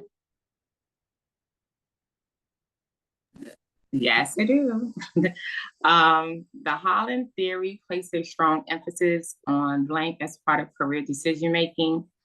A, ego. B, self-knowledge. C, internships and practicums. D, self-efficacy. So I would rule out D, self-efficacy, and C, internships and practicums. Okay. And so I would say the answer is B, self-knowledge. Okay. So Holland says, if I know about the career and know about myself, those should match. right? Yes.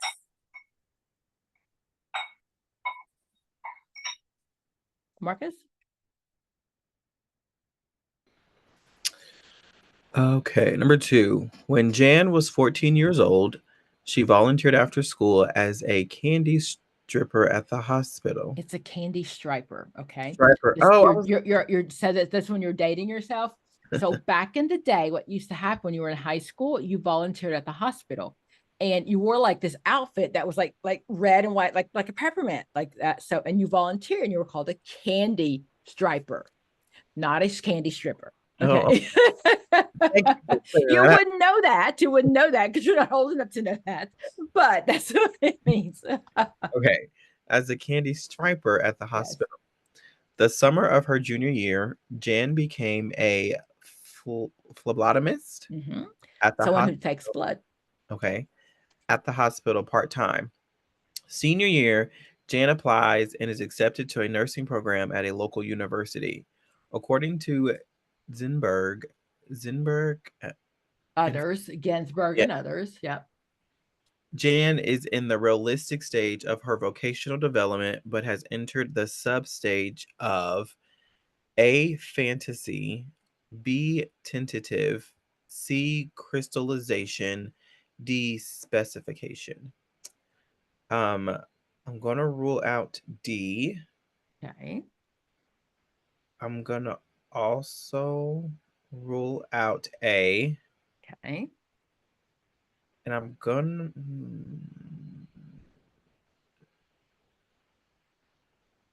choose C, crystallization. So we know that those stages, right? It talks about Ginsburg and others, but and super copied Ginsburg and others. Uh-huh. Okay. So I'm looking for one of those terms that would belong to super. So how old is she? She was 14. She's 14. Okay. Is she 14 now? No, she's a senior. Okay. So she's in the realistic stage. So that's the last stage. And then if we look at which stage that belongs to, specification. So I would have, the best way to remember those is to think about what super would say. Okay. Because Ginsburg borrowed from super. Okay, does that make sense? Probably not, but. Okay, so So, kind of. okay, so I really don't usually go back and teach all of those very clear about Ginsburg, but you know that happens in the specification stage of super is I'm going to school to do exactly what I want to do. Right. So she's accepted to the nursing program. So now she's specifying. Okay, because like essentially this is all in sync. Like she volunteered at a hospital, she took blood at a hospital, now she's going to a nursing program. Okay. Right. So where is she at now? So she's done, she's past that fantasy stage, right? She's past the tentative stage. So this is a very much realistic job for her. And then which of the sub stages would she be in if she's in school? So this term originally belonged to Ginsburg, but super took it. So Okay. Ginsburg is super is going to sound very much like Ginsburg.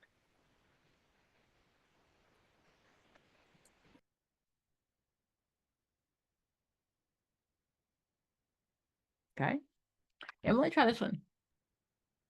Bandera's destiny idea refers to which of the following? A, people with differing self-efficiency ideas perceived in the world in a fundamental different way. B, whether or not people are deterministic regardless of self-efficacy. C, people with different self-efficacy ideas perceive the world in the same way, which is not deterministic. Or D, a person as estimates of a given behavior will lead to a particular outcome. So his destiny idea is related to self-efficacy. Okay, so I've got this destiny and I believe that I can do it. So I'm going with the answer A. People with differing self-efficacy ideas perceive the world. Okay, so they're just not going to give up. They're just not going to give up. People with low self-efficacy see their destiny out of their hands.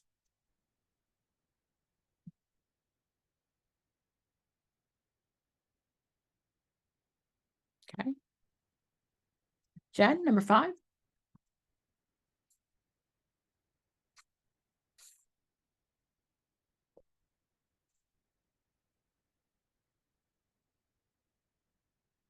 Are you muted? I don't hear you. I don't hear you. Do you guys hear her?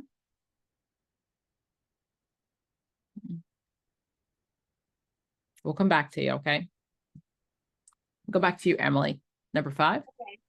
The self-correct search, A, uses computer technology, B, does not require professional interpretation, C, is based on Rose work, or D, answer A and B. So I'm going with D, answer A and B. Okay. Uses computer technology, and it's definitely based on, I'm sorry, A and D. Let me go that one. Okay. So what theorist is it? The self-directed search belongs to Holland. Holland. Absolutely. And that's the first one that was computerized. That's what made it such a big deal.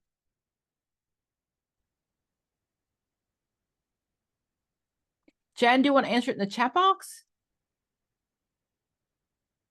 I will skip that one.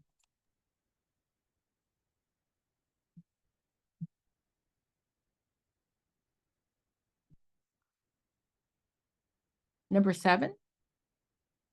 Just put in your answer in the chat box. I'm going to read it for the recording, okay? Sandeep is a high school senior considering his career options. He excels at math and science and expressing interest in his interest to his parents in marine biology. Over the summer, he participated in a student internship at the aquarium and really enjoyed the experience. According to Ginsberg's adolescent career development theory, Sandeep is likely in which stage? Curiosity, fantasy, tentative, or realistic? I know he's a high school senior. He excels at math and science. He's done an internship at the aquarium and he really liked the experience.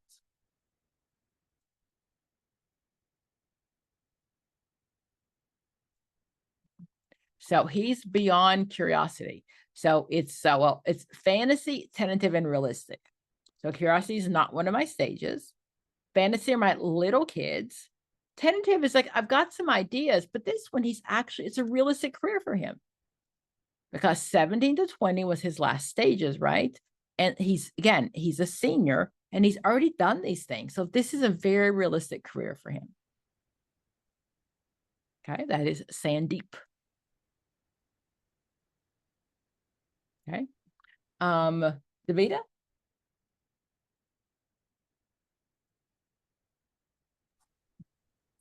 Which career development theorist describes your self-image as your career anchor?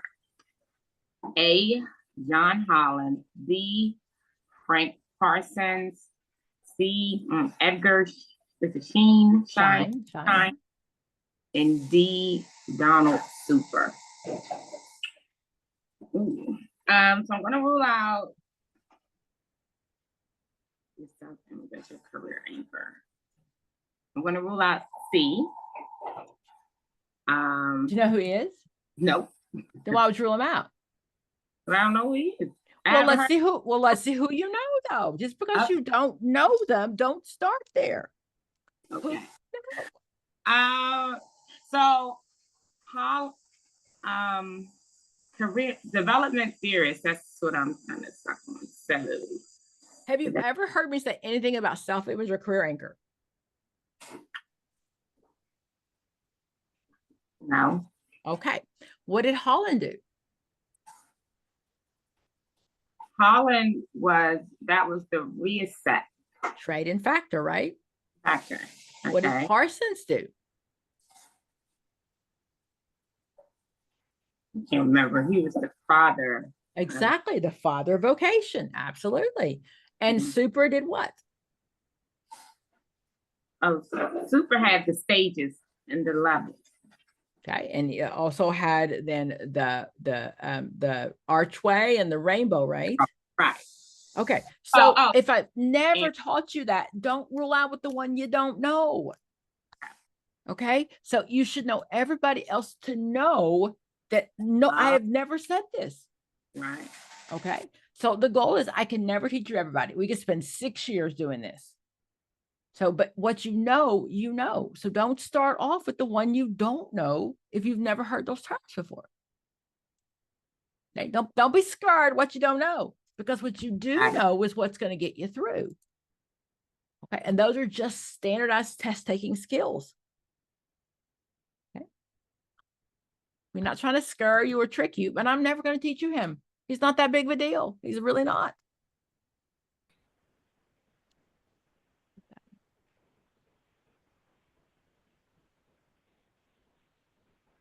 Okay. 11. Marcus? Anne Rowe's theory of occupational choice focuses on A, career choice as an expression of personality, B, the relationship of early childhood experiences to career choice, C, how a person is qualified for many occupations, D, genetics influence in career choice. Rule out.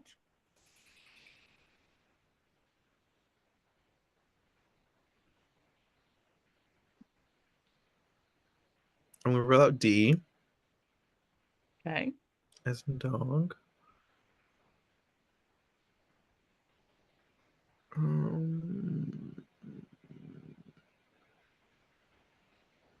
What did Anne Rowe do? I don't remember. Fields and levels.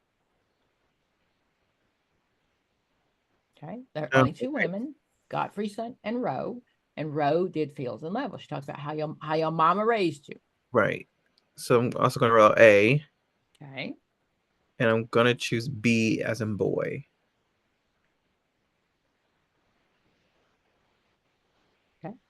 Anne Rowe talked about the parenting style, how that type of home you grew up in. Okay. That simple. Is this but this is not the one with the cold and warm? Yes. Okay. Yep, absolutely. You grew up in a cold home or a warm home. So if you grew up in a cold home, you'll find a career away from people. Absolutely. Dr. Pam, which one? Sorry, I didn't mean to interrupt That's you. okay. I was just asking. I didn't remember which one talked about the genetics. Because I know one of them was. So she talked about genetic influence, but that was in your level, not in your field. Oh, okay. She's fields and levels. The field is how you is how you grew up. The level is you're going to be what your parents did. Oh, okay. Okay. This is the MBTI. Remember, go back and pick up this one of 16 personalities. Okay. So do you like metaphors? Take that one, Emily.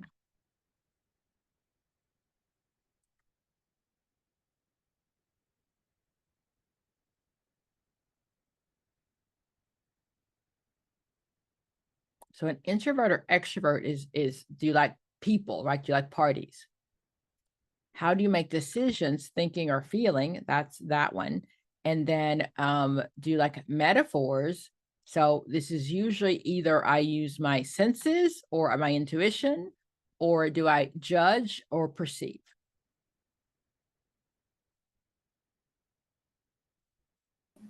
Can you guys hear me? Yes, we can. Okay, thank you. I can hear you guys too now. Thank you. Okay, so do you like metaphors belongs to sensing or intuitive? Okay, so remember the MBTI, that is the Myers-Briggs. That's the one that talks about your 16 personality styles. Okay, so if you haven't taken this, you can usually find a free test on there. So this is the one that looks at how not the other one, the MMPI is your level of crazy. The MBTI is are you an introvert or you're an extrovert? I know you find it hard to believe I'm an extrovert. I prefer to take my intuition. I take information with intuition. I get the big picture. I don't do good with the small details. My poor staff, I just tell them this is what we should do. I don't know how we're going to get there. I just know this is what I want to happen. I've got this like gut feeling. This is where we should go. And how do I make my decisions? With my heart. Oh, with my heart, I make my feelings. And I prefer my outer life. I am a perceiver. I'm not a judger. I trust, again, my own intuition. I'd leave my options open. I see deadlines as flexible. I improvise and make things up as I go along. Okay. So I'm an E, N, F, and a P. So then that's what it talks about. That's where that comes from. So if you haven't done this, you can usually find one, a free one online. I use it. I haven't done therapy in a while, but I use it with families in general also, just because, you know, if it's nice to know what your partner is. It's nice to know your kids. If I make my decisions with my heart and I'm married to someone, make their decisions with their head, neither one of us are wrong. It's just nice to know that that person thinks differently than I do. Okay. And it's based on Carl Jung's archetypes. Carl Jung had 21 archetypes, but it's only based on 4 of them.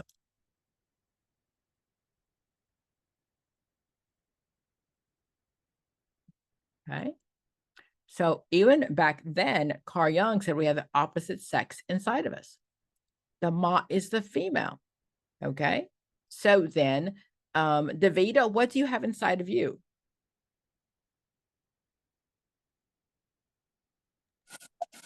I don't know. You The said Ma what? is Anima is the female. Oh, anima. Yes, you have an animus inside of you. But so if you're the female, you have the opposite side and opposite sex inside of you. Okay. I get it. Marcus has the anima inside of him. Okay. Okay, Ma is the female. So he says we all have both genders inside of us. Okay, the shadow is that lovely part right there. Like, oh my gosh, right? And then we see the persona. That's the mask I put on for the world to see, and the self. That's a part of me that I don't know and you don't know. So that's the basis of the MBTI.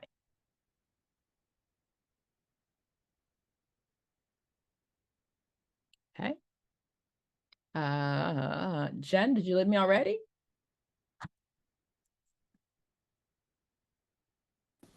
I'm here, Dr. Pam. Sorry. What about 13? Okay.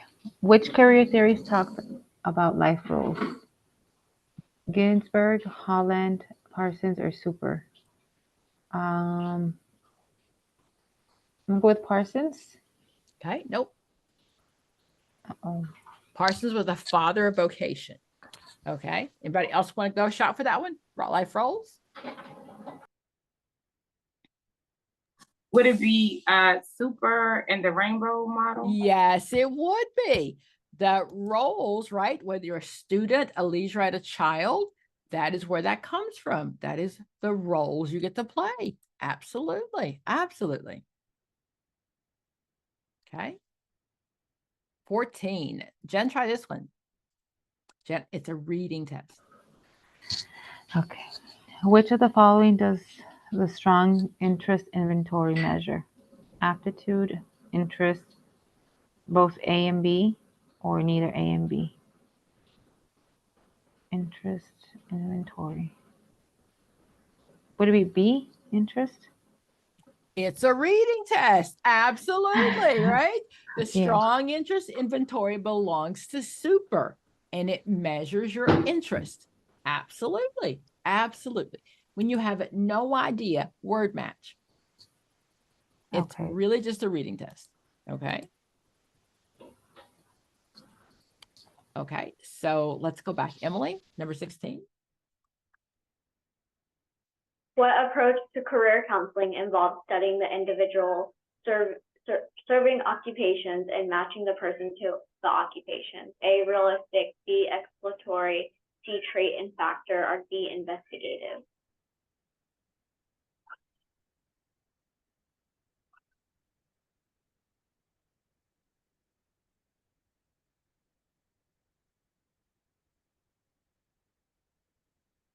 I'm going with Stay in the D, question. Go ahead. trait and factor. That's the name of the theory, right? It should be congruent. If I know about myself and I know about the career, they should match. Absolutely. That's trait and factor. Very good. Okay. Marcus, 17. Jack is a 62-year-old and Jack is 62 years old and because of a back injury had to retire early from construction work. Jack feels his mind is still sharp, although he cannot do physically labor-intensive work. Jack has enrolled in an accounting program at the local community college. What skill is Jack demonstrating? A, crystallization. B, career adaptability. C, identity processing. D, vocational identification. Let's rule out. What can it not be? It cannot be D, Okay. vocational identification. That belongs to Holland when you can't identify yourself as a vocation.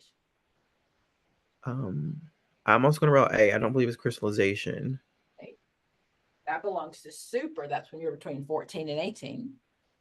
And I'm going to choose B, career adaptability. Got it. Got it. Which theorists use that term? Anybody? Anybody? Super, right? He changed it from career maturity to career adaptability. Okay, a vocational maturity, because he said when he first started, he said when you're 18, you better know what you're doing. And then as super grew older, he's like, oh, maybe I didn't know everything when I was 18. The Myers-Briggs, there are 16 combinations. Okay. The ASVAB, what does that measure? Volunteers. I can. D. Jan, did you say C? I'm gonna go with aptitude. Okay. So did you know that the ASVAB determines the score for the military? Not all military have the same rank and the same scores. What's the hardest one to get into? Is it the Navy? The Coast Guard. Oh, that is true. So if you see, so the Air Force is a 31, the Navy's a 31, the Marine Corps and the Coast Guard's a 40. That's the minimum ASVAB score you can have. Okay, so the Army is like the lowest one. Not, I take it back. Army, Air Force, and Navy are all 31. But these scores change. It used to be the Army was the lowest. Yeah, and the Army also used to take you without a high school diploma and a GED. This is pretty new. This is like what year? It's pretty new. It has to be really recent. I'm surprised. Yeah, 2023. Mm-hmm. Okay. But until I started teaching this, I did not know that there were different scores. I knew the Army was the easiest one to get into, but if you don't tell me the Coast Guard, because I always think the Coast Guard. I mean, I'm from South Florida. I knew people in the Coast Guard. They didn't do anything. Occasionally, you know, chase some drug runners, but that was about it. So, and hose off the Haitians that are getting too close to the Florida shore. But that was. Well, most people don't consider or didn't consider the Coast Guard the military because they were under the Department of Transportation. So I think that used to be the difference too. Gotcha. Thank you. I didn't know that. I was in the Air Force, so I kind of, feel like I should have been higher. Did you know that in high school? Did you want to go in the Air Force? No. So how did we end up there? Quick story. I was in college. I wasn't going to graduate on time. I didn't want to tell my mom, so I went to the Air Force. That was playing happenstance, wasn't it? It was. So yes. So did you do what? You like 3 days later? Hey, mom, guess what? I'm in the military. Like, how did this work out for you? No, I just said I wrote her a letter because I was able. I wrote her a letter and just I don't know. I sold some smoke. I don't know. So it ended up okay. How long did you sit in the military? 4 years, 4 months. Okay. It worked out, and still reaping benefits. So very cool. Yeah. That's plan happenstance if I've ever seen it. Don't you ever miss that on test, okay? You had a plan, but something else came along. So. Like my example in my notes. Okay. 21. Marcus? A high school senior completed the strong interest inventory, and according to the Holland Code, scored ESA. Based on the Holland Code, what career could be of possible interest to this student? A, lawyer, B, accountant, C, journalist, D, aircraft mechanic. ESA. Is So the A, they always start with the first letter first. So E is enterprising. That means I can sell you anything. uh, And the second one is social. social. Okay. I'm gonna roll out D, aircraft mechanic. Okay. I'm also gonna rule out C, journalist, and I'm gonna choose A, lawyer, because of the social and this like this. Yeah. Gotta sell you something. Okay, dokie, guys. So we're down to 3 weeks, and I really want to kind of go over like everything at the same time. So the 750 book, I put it in your chat box before, like in the beginning. Go back and let's start doing the questions in all the areas that we've covered. Next week we'll pick up human development. I've also given you the Hellwig book. And the Hellwig book, under the CPC area, there are tests in each of the categories. So take the test on the categories that we've covered. Okay. That way, next week, you can ask me questions of things that you don't know, things that you've seen. You're like, oh my gosh, we never covered this, or I've seen this test someplace else, and I just don't know. Okay. So the goal is to make sure that I have covered things that answer the questions that you just don't know. And if you're doing like a pocket prep or anything else, screenshot it and hold it for next week. So I'll definitely go over those things. Okay. Go over your videos. You should be watching me 17 times a week, right? Over and over and over and over again. Are all of you testing within the next 30, 35 days? I'm gonna be rescheduling mine. I don't think I still haven't scheduled yet. So the goal would be that you would take it as soon as possible as you finish this class. Okay. Okay, because that's the goal, is to kind of take it up until so you don't have, there's not a time lag, that you don't lose what you have learned. Okay. Okay. And what's the name of the book you said again that we have in the chat box? The Hellwig, that I put the 750 book just in there, and the Hellwig book is the one we've been studying from day one. Okay. Okay. So the 750 book divides it by categories. It's the blue book, and that's what we're doing today. So that's, I'm going to go back and do the categories that we've done, like careers and the theorists. Go back and do those. Okay, we'll pick up human development next week, and assessment and research the week after. Okay. Okie dokie. I'll see you guys. All right. Thanks. Have a good evening. Thank you.